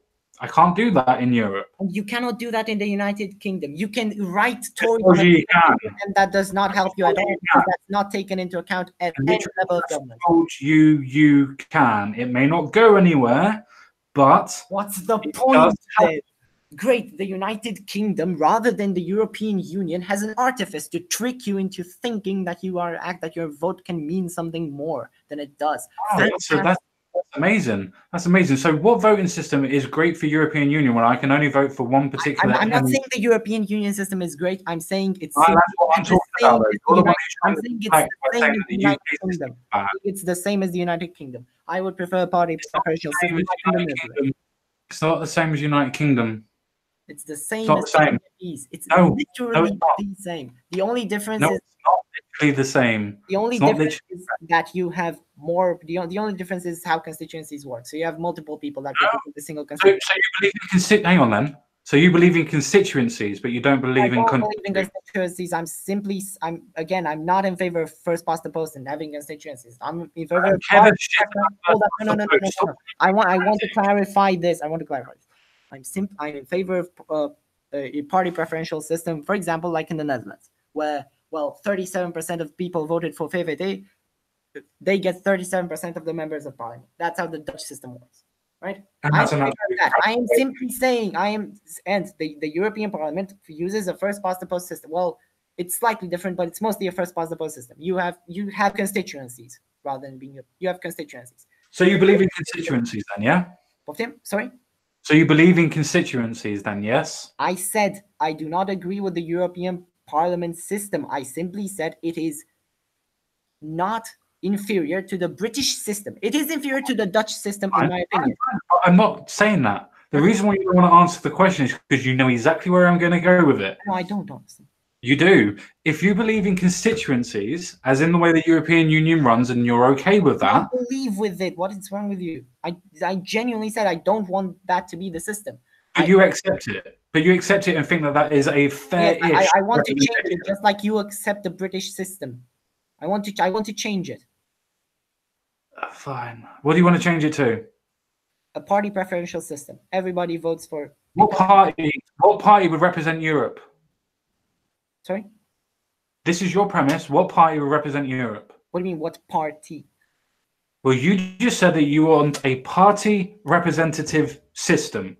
What party would represent Europe as a whole? Okay, a party. Okay, I might have fucked up the terminology here. Well, I want to search exactly how it's called.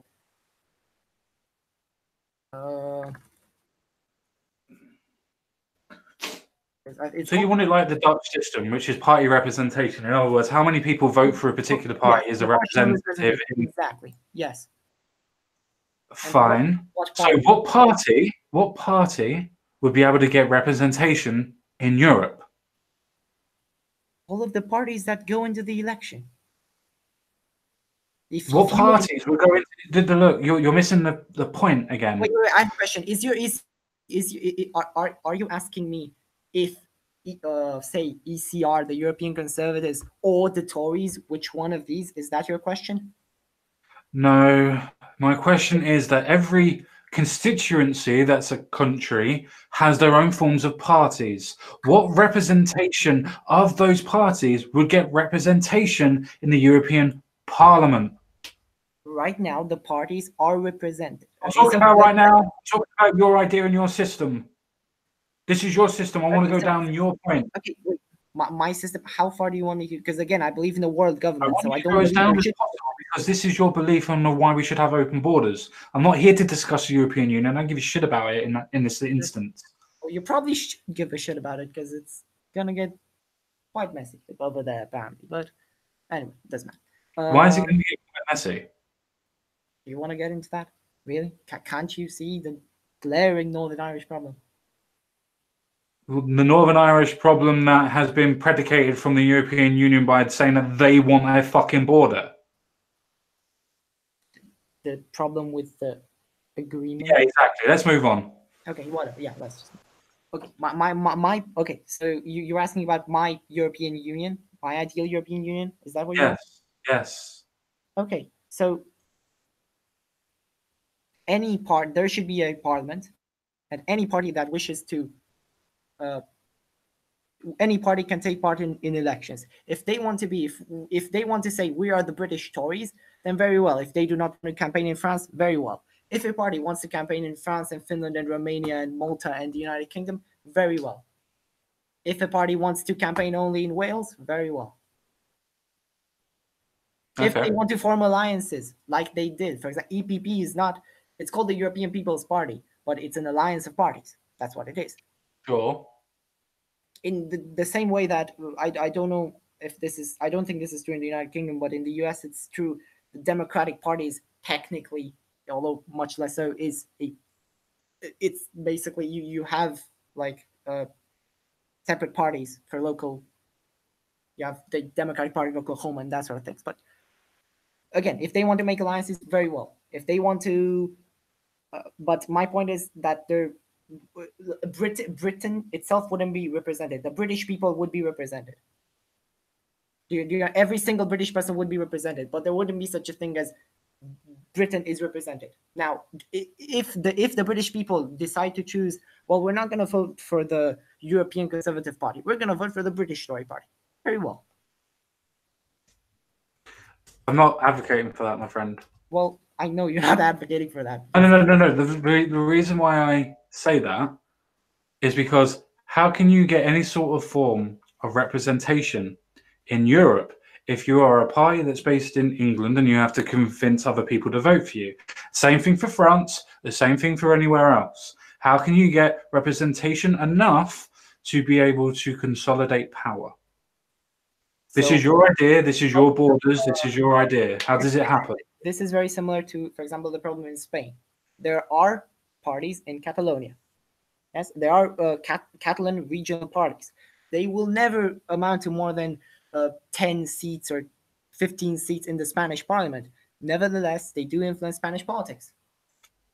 And they can make alliances with other parties. For example, the British Conservative Party cannot control like 40% of the parliament if it does not want to become the European Conservative Party.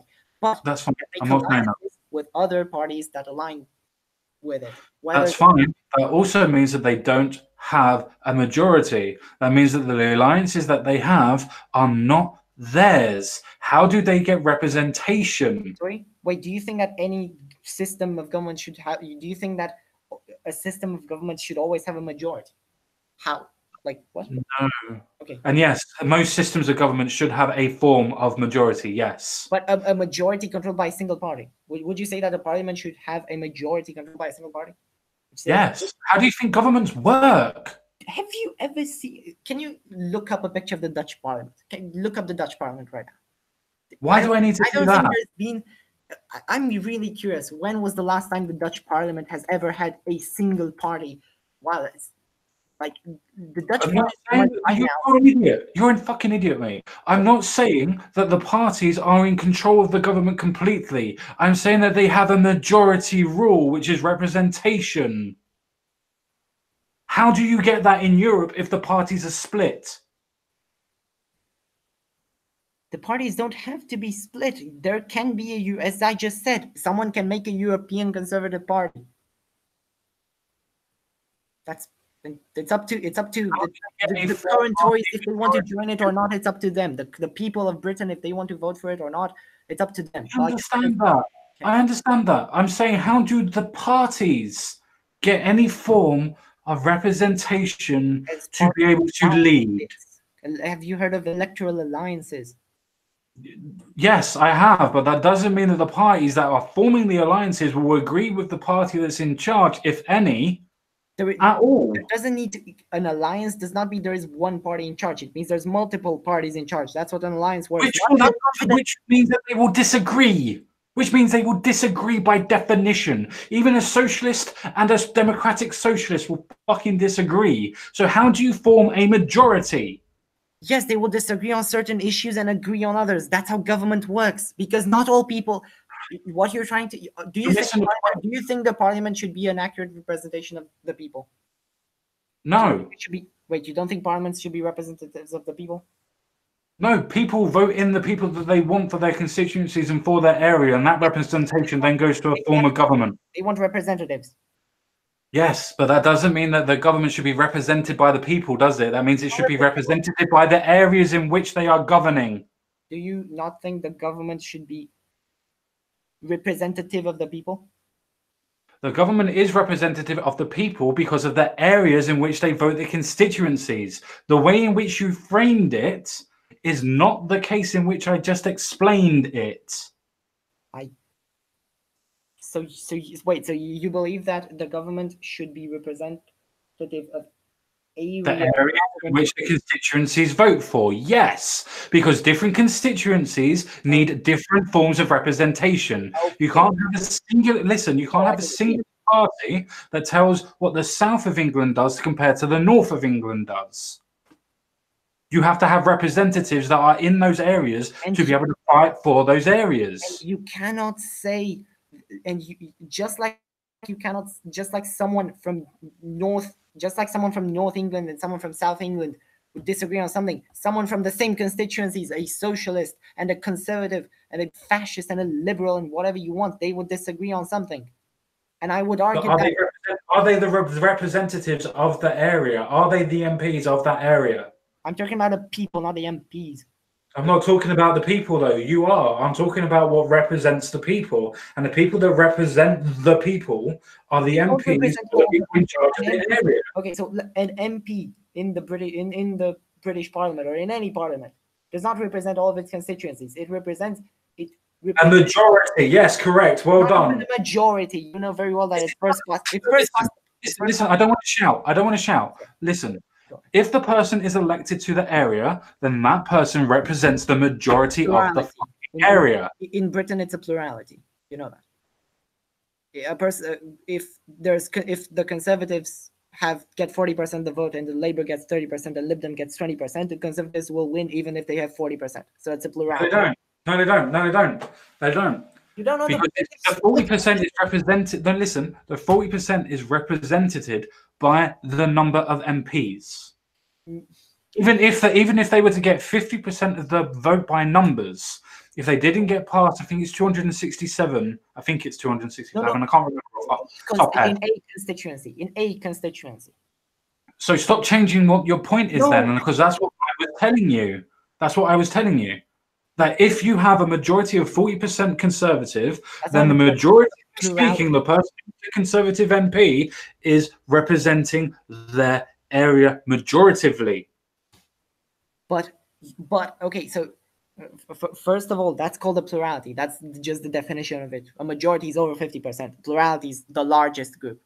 But that's majoritively. Listen to the terminology. Majoritively. What does that mean, majoritively? It's plurality. Majoritively means that it has the biggest number. That's called plurality again. But fine. Definitions, fine. Point made, though. Still the same. Point made is that, do you know the problem of gerrymandering? You know what gerrymandering is, right? Explain. Go on. Let's see if you know. The problem of gerrymandering is that if you have a number of constituencies, if you have not constituencies, if you have a number of people that share a certain political belief more than, so let's say left-wing views are more popular than the right-wing views, but you have multiple constituencies, you have multiple MPs to afford to that group of people, you can draw lines and basically block all of the left-wing people into a single constituency or two constituencies, and then simply have more in that larger area. You have smaller areas that are not reflective of that larger area. That's why the Tories almost got a majority. That's why the Tories almost got a majority, right? They only needed a DUP when they got 42% of the vote. That's why. Do you know the reason why they had to ask? Wait. Do you know why they had to ask the DUP to be part of it? Yes, because they didn't have quite the majority. No. They didn't have the number of MPs to have the majority. Yes, that's exactly what I meant. They didn't have quite the parliamentary majority. So why you keep on, wait?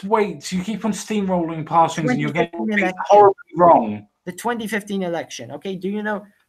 Okay, you know that the Conservatives after the 2015 election had the majority in Parliament. Yes, majority. No, they didn't have a majority. No, they had a form of majority, as you would say, a plurality. They didn't have a majority. 2015. Yeah. 2015, they had 330 votes. Yeah. Fine. Okay. They had 330 votes. They need 326. They had a slight majority. Do you know what the percentage of vote that they got was? 36.1%. Wait, no, 36.9%. Yeah, and who did anybody else get a higher vote? No, they did not. But that does not mean. Does that mean that they got plurality and majority of government? They got plurality in terms of percentage of votes, but they got majority in terms of seats won. Listen. They got plurality of the vote, but did they get majority of the MPs? That's exactly what happened. Wait, how's that good for you? How the fact that Tories have been voted only by 37% of the British people. Areas will vote in different ways. You are under the impression that somebody in London will vote exactly the same as somebody and want the same things as somebody that's in rural Yorkshire. I'm not under the same impression. So why would you want to listen? So why would you want to advocate for the idea of having representative votes when it's not going to work that way? Because I think there's about 5.7 million people actually, I think it's 7 point something million actually, in London compared to the rest of the country. So that means that Labour, generally as they do, would win London most of the time, which means that London themselves will become the majority representative of the country, which is completely different to everything else. It's the reason why we have an area system and not a plurality or a majority rule. Sorry, but do you understand how an election works? What's the population of the UK is 66 million. I mean this in a nice way, my mate. I'm in a very foul mood and I'm going to kick you soon. If you keep on asking me, do I understand? I'm going to get annoyed with you. I don't think you should be talking about that because you call me stupid. But anyway, London has 8 million. The UK has 66 million. The UK does. Yes. Okay. The UK doesn't vote for everybody that's in the Parliament of England. The Parliament is of the UK. No. Why do you think there's SNP members in the Parliament? Because they are representative of the government that's in Scotland. They are the majority of the government that's representative in Scotland. The same as Wales have a majority that represents them in the England, but also has its own government that directs local politics. If you're going to ask me if I fucking understand what my elections are, at least understand what they are. Do you? Okay, so there is no such thing as the English Parliament. There is a British Parliament. Because there is no. There is a Scottish Parliament, there is a Welsh Parliament, there is a Northern Irish Parliament, there is also Westminster. Which is Westminster is like the idea of say a federalization of everything. But the thing is that Scotland has its own universal powers to be able to direct itself in the way that it wants to do, and same as Northern Ireland does, which means that they have their own fucking governments. Yes, they do, and they also are part of Westminster, but they're not. Okay, the Scottish Parliament. They're a representative, which is what I said in the first The place. Scottish Parliament is not. Going round in fucking circles when I'm explaining to you what's already there. The Scottish. Can we get back to the open borders, please, rather than trying to talk over what our ideas of politics are? Let's get back to open borders and why you think that that is a good idea. Again, I do. I think that borders in general are a bad idea because I do not believe in splitting up people. I do not believe in splitting up people according to what? To anything. To what? I do not believe. I do not This believe. is your idea. Please explain. This is your premise. Please explain. I do not believe that people should be split. You should be subject to different laws, because I believe laws should be universal. That's. But do you not believe that people want different things? Different things, just like you and maybe your brother want different things. That doesn't mean that you're subject to different laws. No, but it means if they form a country over different laws and they form a different area of land that is under different laws, surely that should be respected. Surely you respect the idea of Africans being able to do what Africans want to do. So say Saudi Arabia, for example, executes feminists, executes human rights leaders. Do you think that's fair? Well, do, but yeah. Respected? Do you think I don't think that should be protected, no. But at the same time, are they in their own right to create those laws? Yeah. Are the people that are in those countries able to leave those countries if they so want to? Probably. Should they? Probably. Many times they're not. You're telling me that you don't think that people can leave Saudi Arabia? Women cannot leave Saudi Arabia without permission from a male member of the family. Sure, but if the family itself didn't believe in the laws, then they could leave, yes? The family, but a woman in Saudi Arabia cannot leave. Yes, a woman can't. Yes, I understand that. You're being pedantic about the point. The point is that if the family disagreed with the culture and the laws, then they could leave.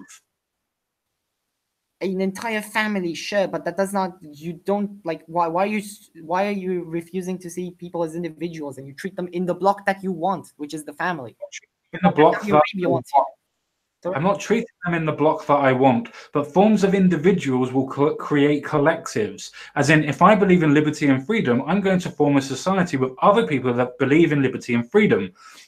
If I believe in social justice, then I'm going to form a community that believes in social justice. People are themselves by their ideologies and form culture.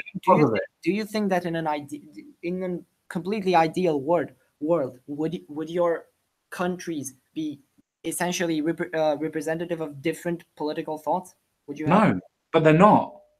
They don't tend to be that way, because generally the people that are born into the cultures will generally akin to the culture or to the political ideologies, and if they don't, they move away. Wouldn't that mean that I don't know what country would be the best to describe this? Maybe France. France would probably be quite a good country. There are a lot of communists in France. There are quite a lot of fascists in France. Would you say that the country is going to split up? There's quite a lot of liberals in France. Would you say that country is going to split up? No. Would you say that it should split up? No. Why? If these people are so different. But they're not different. They're only different on the forms of political ideologies. That doesn't mean that they're different by culture, does it? Doesn't mean that they're different by in the area in which they grew up. It doesn't mean that they're different in the ideas that are in the countries that they grew up. Hold up. So I'm gonna ask for clarification here, if you don't mind. Do you believe that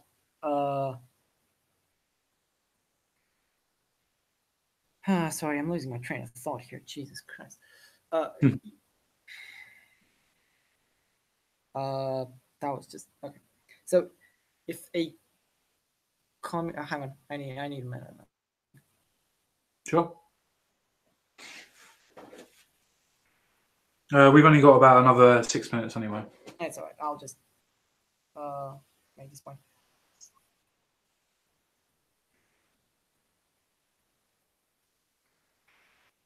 Oh, by the way, for the chat and everybody else, I've got a video that's cooking at this moment in time, which is going to be about the O.J. Simpson case. No, I'm not going into the case.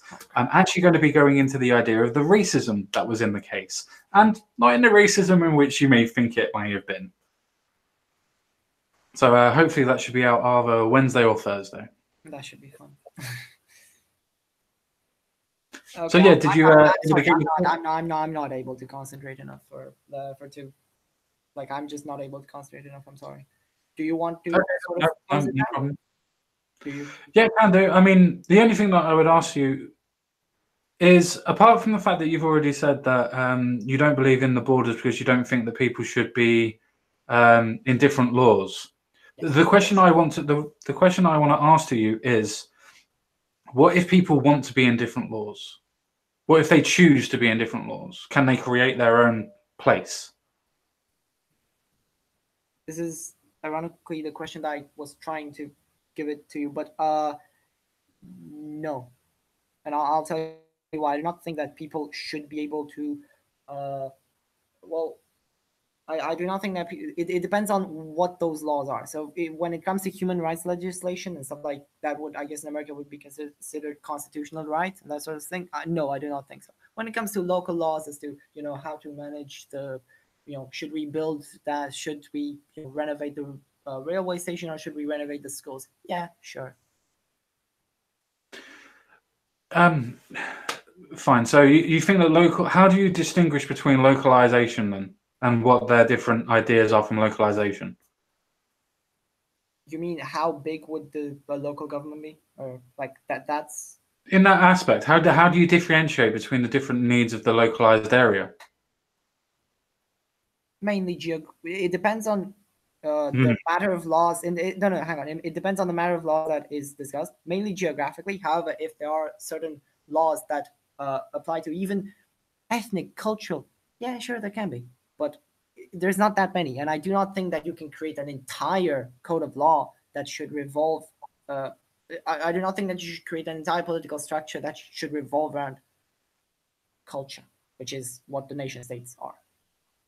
You do realize that everything is divided by culture. Your premises and your ideas are divided by the culture and the upbringing and sociality that you have and have been brought up by. That's. I don't understand how that's like. Okay, let me rephrase.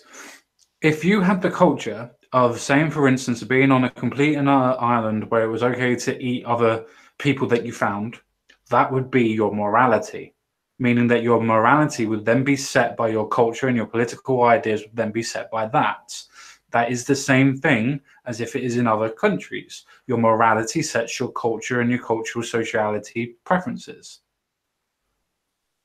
Okay, but that's not what I was referring to when I said. I know it wasn't. That's why I changed the question and put it to you that your culture and upbringing define your political points on what you classify as human rights. In a situation where there isn't an exchange of information, what you said is true. But in the situation of today, where there is an exchange of information, explain the Middle East. Then, if there's an exchange of information and ideas, explain the Middle East.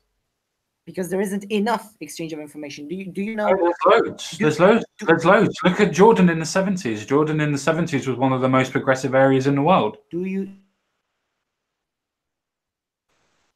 It changed though, didn't it? Because the culture changed.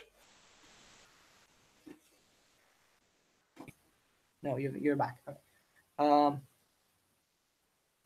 Did you hear what I said? That Jordan was one of the most progressive areas in the world in the Middle East, and then it changed because of the culture that then took over.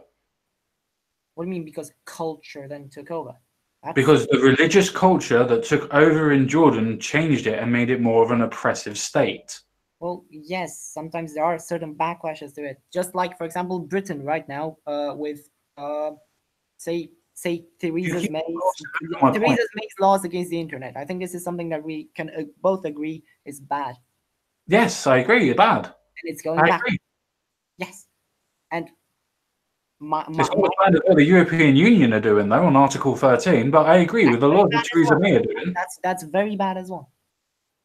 You should fight against it then. Who's your local representative that can represent you in being able to get your point? If I can look him up right now, there's actually multiple because Okay. look. My point was though that you can only get the one person to represent you though, yeah? Sorry? You can only get one person to represent you though, yeah? Just like you. Well, there's No, there's no, two. I can write. No. I can write to every MP, and I can have the MP then do the same thing. I can also set up a petition to go nationally to be able to make sure that they can get it discussed in the Parliament. Cannot do that in European Union. Sorry? You cannot do that in the European Union. You cannot get a petition set up to have the European Union talk about a particular issue. You can literally do that. Show me. Okay. After this stream, show me. Show me where I can go up and set a petition up that will get the European Union, not a country, to talk to the European Union. Exactly what you mean. Okay, well let me just set this premise then for you. Make sure that it's not a country that can talk to the European Union about it, but make sure that it's the European Union that is forced to discuss it. Not a single country that is allowed to talk about it. I perfectly understand what you mean. Okay, because as far as I'm aware, that doesn't happen. Okay, so according to this is literal. There's the page on petitions of the European Parliament. It says one of the fundamental rights, whatever. Under Article 227 of the Treaty on the Functioning of the European Union, any citizen acting individually or jointly with others may at any time exercise his right of petition to the European Parliament. How many signatures does he need, and how many forms of Let me see. What does he need to do? What does he need to do to be able to get that? You can simply send a petition on your own, but but how many in England, in the United Kingdom? I know. In the United Kingdom, if you get over 100,000 signatures, and maybe it's a big number, maybe it's a small number, I don't know.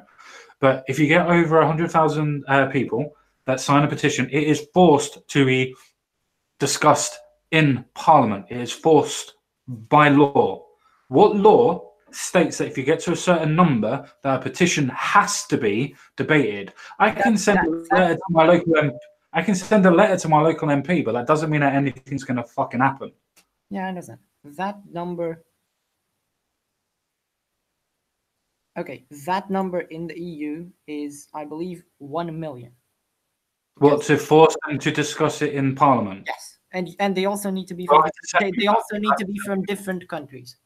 So you need. How do you get different countries to form a petition when you're in one country? That's the point. That's the point. How do you get different countries to understand what your point is if the law's only affecting you? That's ridiculous. Surely you must even yourself understand that that's ridiculous. Okay. And then the European Commission will also provide you software for online collection of petitions. So you don't have to literally go to. The point is that you need how many different countries do you need to be able to for it to be representative? I do not. You said that you need to have different countries. How many different countries from the European Union do you need to sign it? I'm looking for this right now. Okay, because that would be interesting. Is it only the big four? Is it every country? Sorry? I said I'm just thinking out loud. Is it the big four, the France, Germany, and the United Kingdom? Certain countries. Don't pretend like it's certain countries. You know that's not. No, I'm asking. I'm not saying. I'm asking. Is it the big four? Is it every country that needs to sign it? Because surely if it was democratic, it would have to be every country.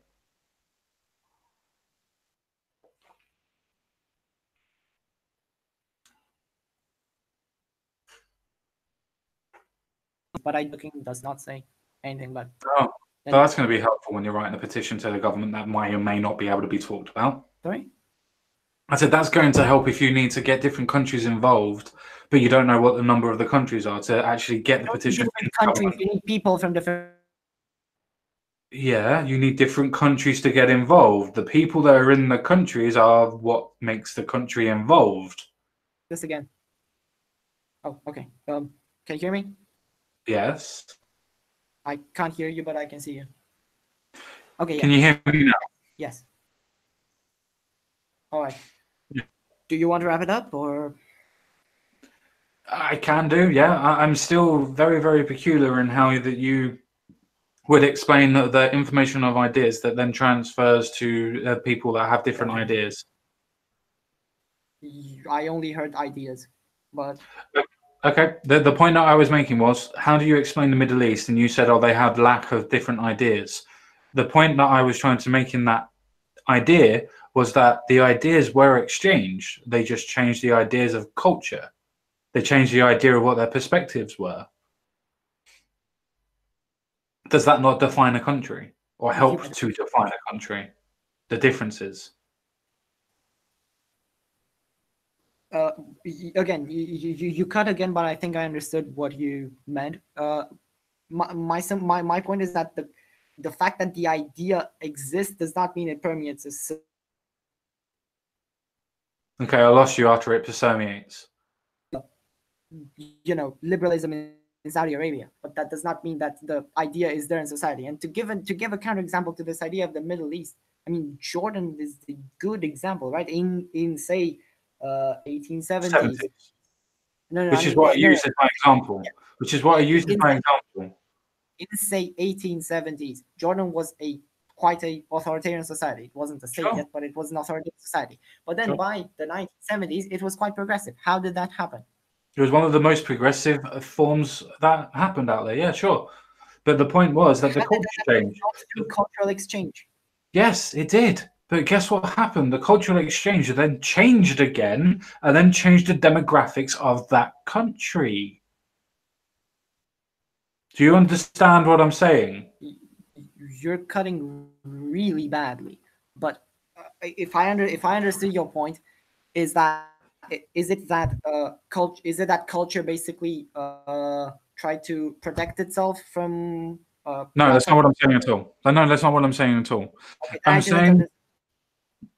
No, that's not what I'm saying at all. What I'm saying is that, yes, Jordan was one of the most progressive countries in the world. One of the first countries, in fact, I think it was the first country to make sure that women were equal. No problem in that. Great idea. Well done. But then it goes into the point of being able to change its cultural identity in whatever way you want to choose. And most people would know the reasons why it changed, but it changed. The point was that once the culture in the country changed, the country changed.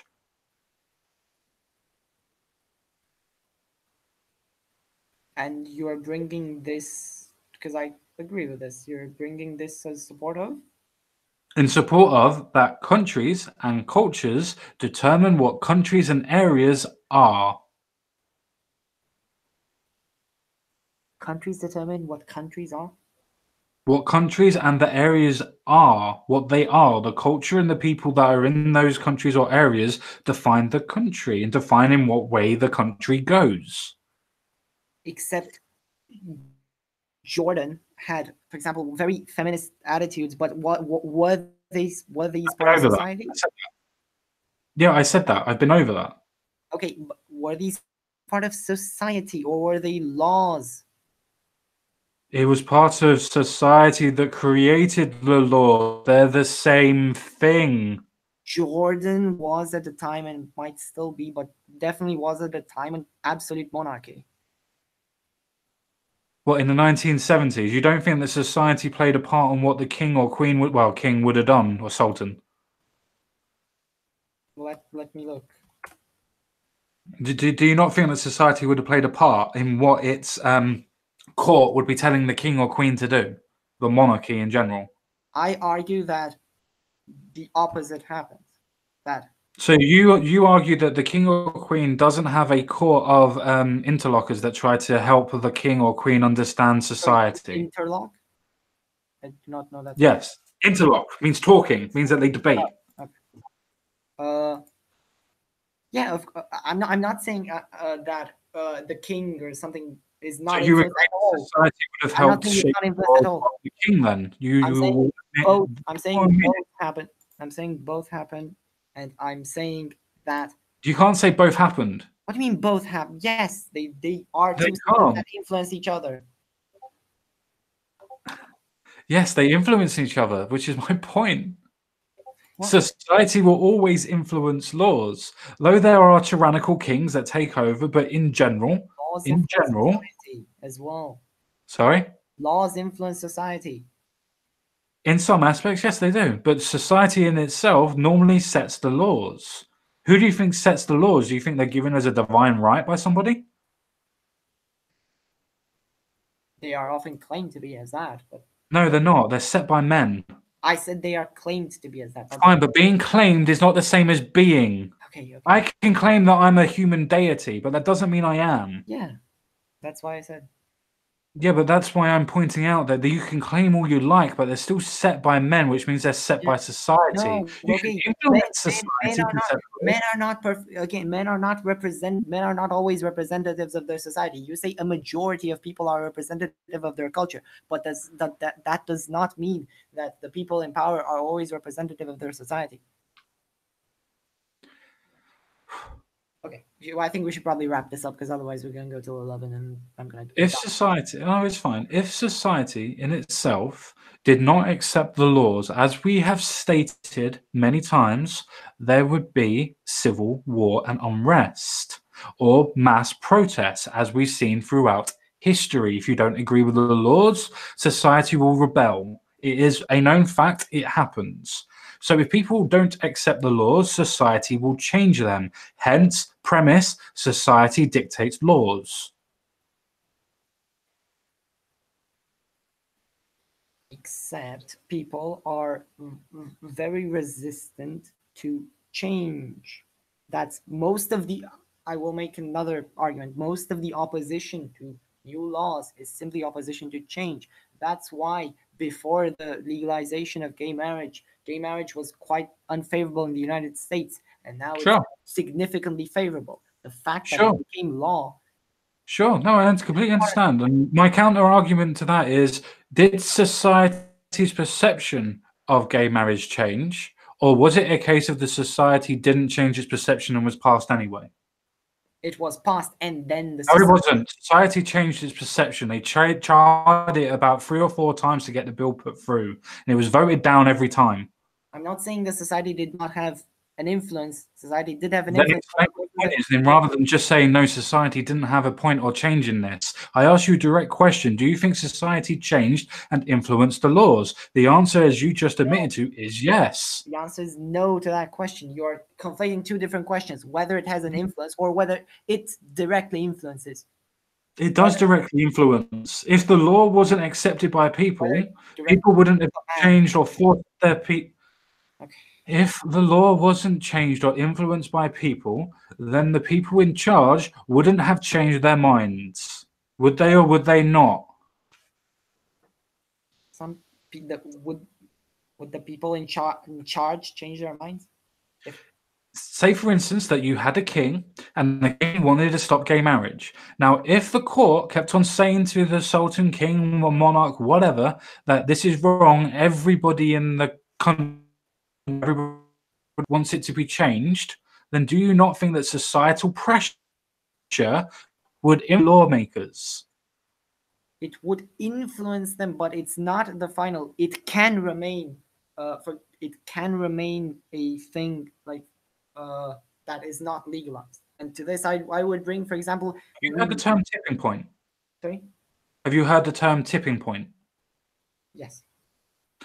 That's how society changes its laws, by the point of a tipping point, as in when society changes its perception of what goes on. The civil rights in America are not won because of how many people went out and not won by how much violence there was. It was won by how many people changed their perception of who and what black people were at that time and what they perceived them to be. That's how it was changed. The problem is that it's not always the case. And to this, I'd bring, weed. For example, weed is still popular in the U.S., right? Is in the U.S. as a federal, a lot of people support weed. A lot of people support Medicare for all. A lot of people, 70% of people support Medicare It's for a all. fucking lie. 70% don't support Medicare for all. But carry on. Carry on. If 70% supported Medicare for all, then they wouldn't vote for Republicans that were in charge of their Senate or at that point in time House. Do vote for... First of all, there are plenty of most constituencies where neither Democrats nor Republicans support Medicare for all, so they do not have a choice. But okay, whatever. But my point is that despite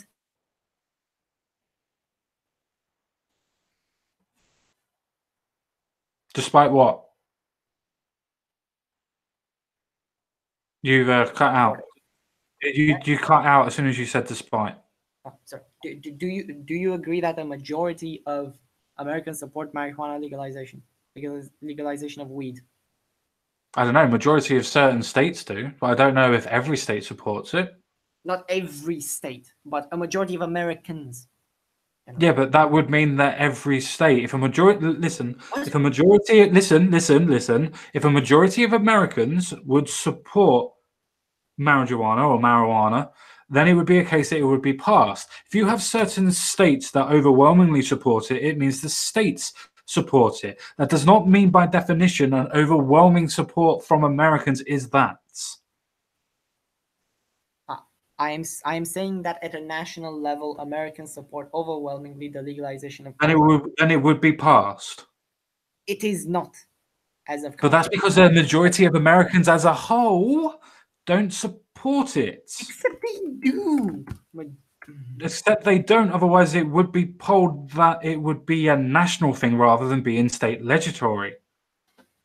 Legalization of marijuana polling. You can look at all of the polling, so you don't. What, in every state? In every state supports it, does it? Not every single state there might be 2 or 3 states that don't. Then that's the reason why it won't be passed nationally. It will be passed state by state by state by state, and that will be voted on state by state by state.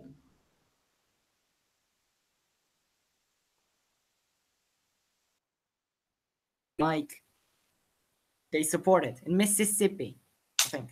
Let me look. I'm pretty sure Mississippi. Did you just miss everything that I said? They do support it, and still they don't. Do you understand? You missed everything I said. They don't support it as a nation. They support it state by state by state, which means it will get changed state by state by state. It's not currently. It does not. You just told me that there is at least 2 states that don't support it from your own point of view. That means nationally. Michigan. That means nationally. That means nationally that they don't support it. What? That means nationally they don't support it because to do state, they do it as a point of state by state. America is a really weird system, my friend. Yeah, states support it, and it does not require unanimity to you pass. Just keep on glossing over the fact that I keep on telling you all the time that it's not done that way. The federal government can legalize marijuana tomorrow if they wanted to. No, the government could, yeah, sure. The national government could, but that doesn't mean that society influences the problems, does it? Because every state didn't support it. That means the whole of society didn't support it. And they haven't voted it in as a nation. Like the whole of society, because society is not a monolith. What? Okay. I understand that, my friend. But under the United States laws, when it comes to the point of legalization, it comes to the point that it is legalized state by state. Federally, they don't have the power to legislate to the state what they can and cannot do apart from the Constitution. First of all, I just want to say the fact that if the federal, in Colorado, weed is legal, right?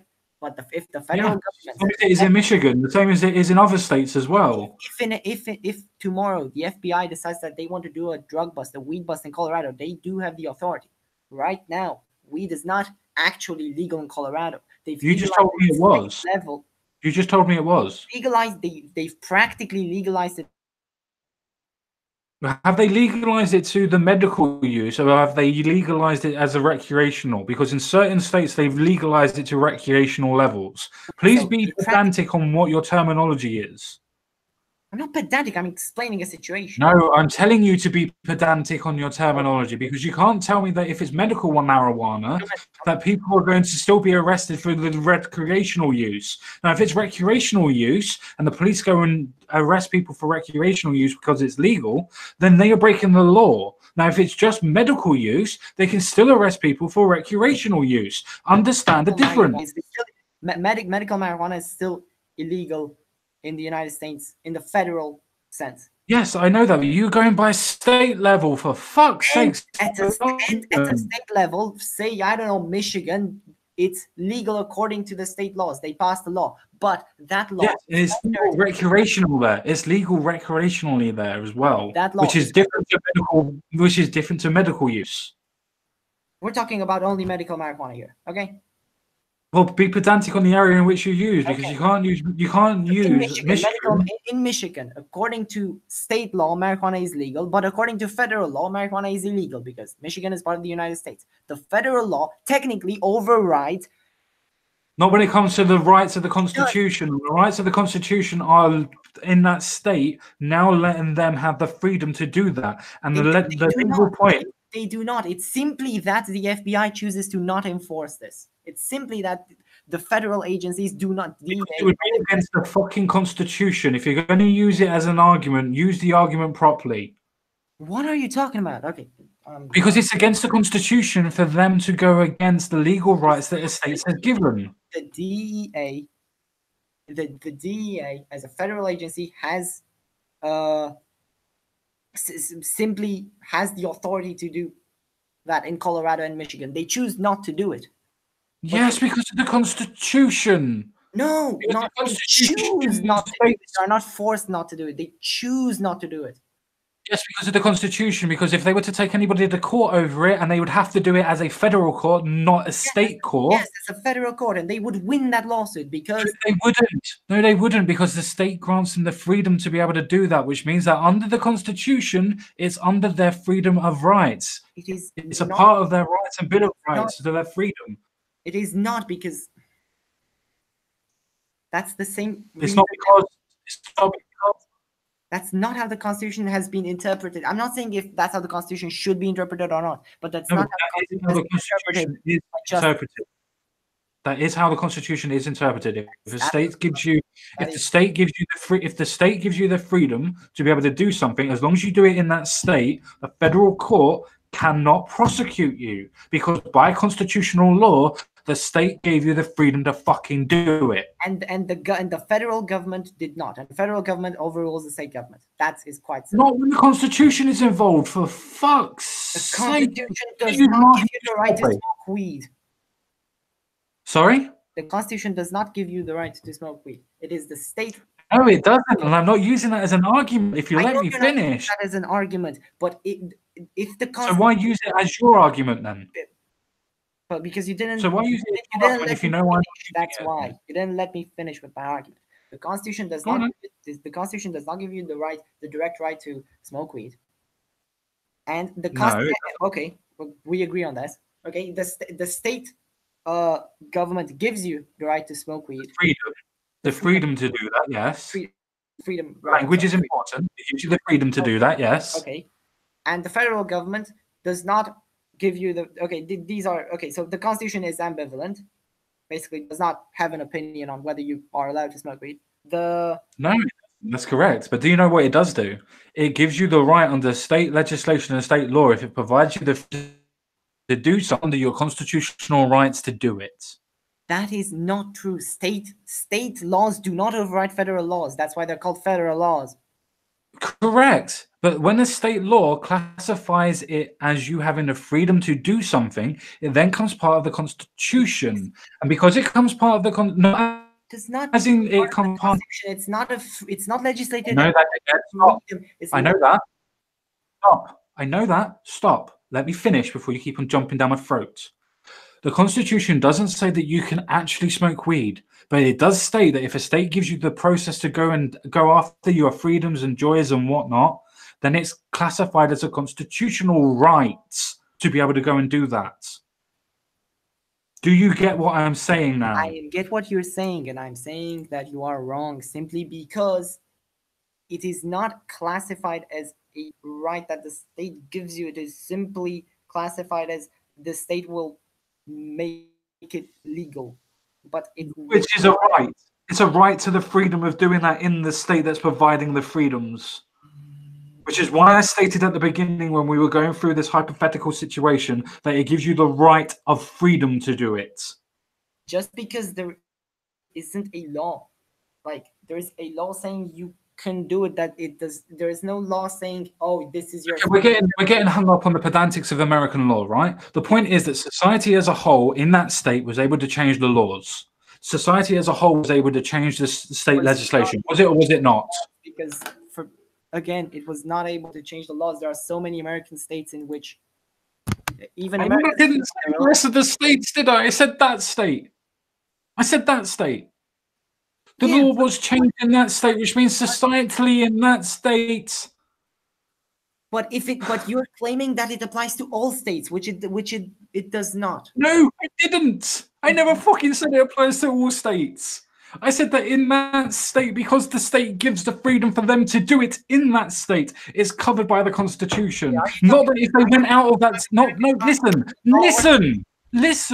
Not that if they went to another state and smoked weed, that they would be protected under their Constitution. That's not how and what I said. Do you understand what I'm saying now? Yes, except the only thing was I thought you started talking because you said let's leave the American Constitution and go back to the society. And then you start talking about American laws again. That's why. Yes. Why? Because yes, the reason why is because societally, in that state, they voted to change the laws. That doesn't mean nationally that they changed the fucking laws. Yeah, but I don't care about nationally. Let's just take a single state. Fine. So did they vote to change the fucking laws? In what state? In that state, particularly. Which state? Michigan? The one that we were hypothetically talking about that just legalized weed. No, that's not the state that I want to talk about now. The state that I want to talk about now is the state where a majority of people support legalizing weed, but weed is still illegal at any level that you want, including state level. Fine. Have they had a vote on it? Well, no, because they can't. They are not given that vote on it. What do you mean they're not given that vote? Have they asked for the vote? Just because you poll somebody, right? Just because you poll somebody and say, what would you do if you were able to do this, doesn't mean that society wants that to happen. It's asking the question, what would you do in this situation?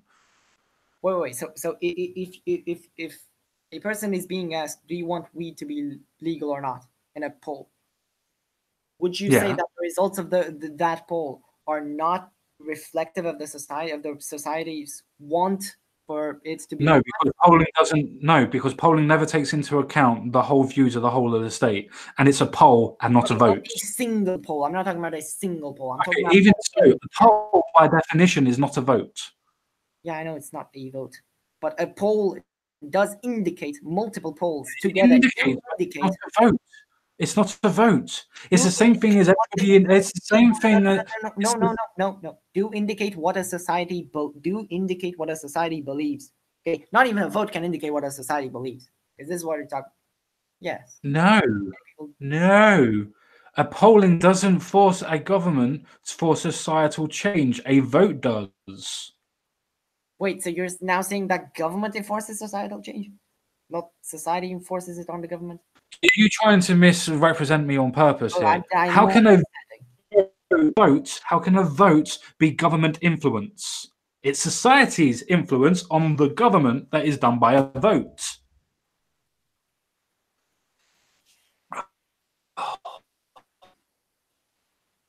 But my hair's a mess. You're cutting quite a lot, but do you want to end it here? Do you want me to? Okay, let me just repeat this one last time. Let me just repeat this. Is that not how a government? You're cutting. You're cutting badly. Okay, at that point, then we might as well finish. That's no problem. I can hear you now. So if you. Okay, the point was that if the government polled the state by having, say, something similar to a referendum, then the government would be then indicated or predicated, so to speak, to actually go and do what they were asked for. But the government hasn't polled or asked for a vote from the people. So society cannot indicate change. They are corporations that were trying to indicate that there is a change to influence, ask for society to vote on it. Okay, I guess. Sure. Well, would you agree or not agree on that? think I do agree. If I got that right, I think I do agree. But Okay, that's fine. Right, I'm going to leave that there. I think we've been on for This more was- than enough times. and it's been truly exhausting, I think, for both of us. I've enjoyed it, to be fair. I mean, yeah, it's somewhat enjoyable, but on the other hand, quite exhausting. Oh, I'm gonna go to sleep now because I have to wake up at 7. So, which is All right. Do you want to shill your channel or anything else like that, or I shill don't your have a Twitter YouTube or anything? channel, and I have a Twitter. It's at Dix_Lel. It's really dumb. Don't question it. And yeah, that's it. If you want to follow me on Twitter, good, but beware of extremely hot takes. Yeah. Yeah. So yeah, see you another time, All right then. Thank you very Yeah. much. and good luck with. Well, have fun in your life, and also good luck with Brexit. 'Cause- Well, I'm sure we'll do this again. yeah. Okay. I'm sure we'll do this again. I think we've got the idea of socialism to go through yet, haven't we? Yeah, we do. See ya. I think we need about a month to recuperate, but I think we'll be Oh, fine. Yeah. See ya. All right. Right. I am going to leave this here. I will leave his Twitter in the description box below. If for any reason anybody wants, then can do. But just remember to be courteous. Just remember to talk and actually have a dialogue. And yes, I know with the fact that my hair's still a mess and the fact that I was angry and the fact that it went well, I know I can't give you any advice, but please try. With that, guys, thank you very much. And I will speak to you all again real soon. So bye-bye for now and see you all again.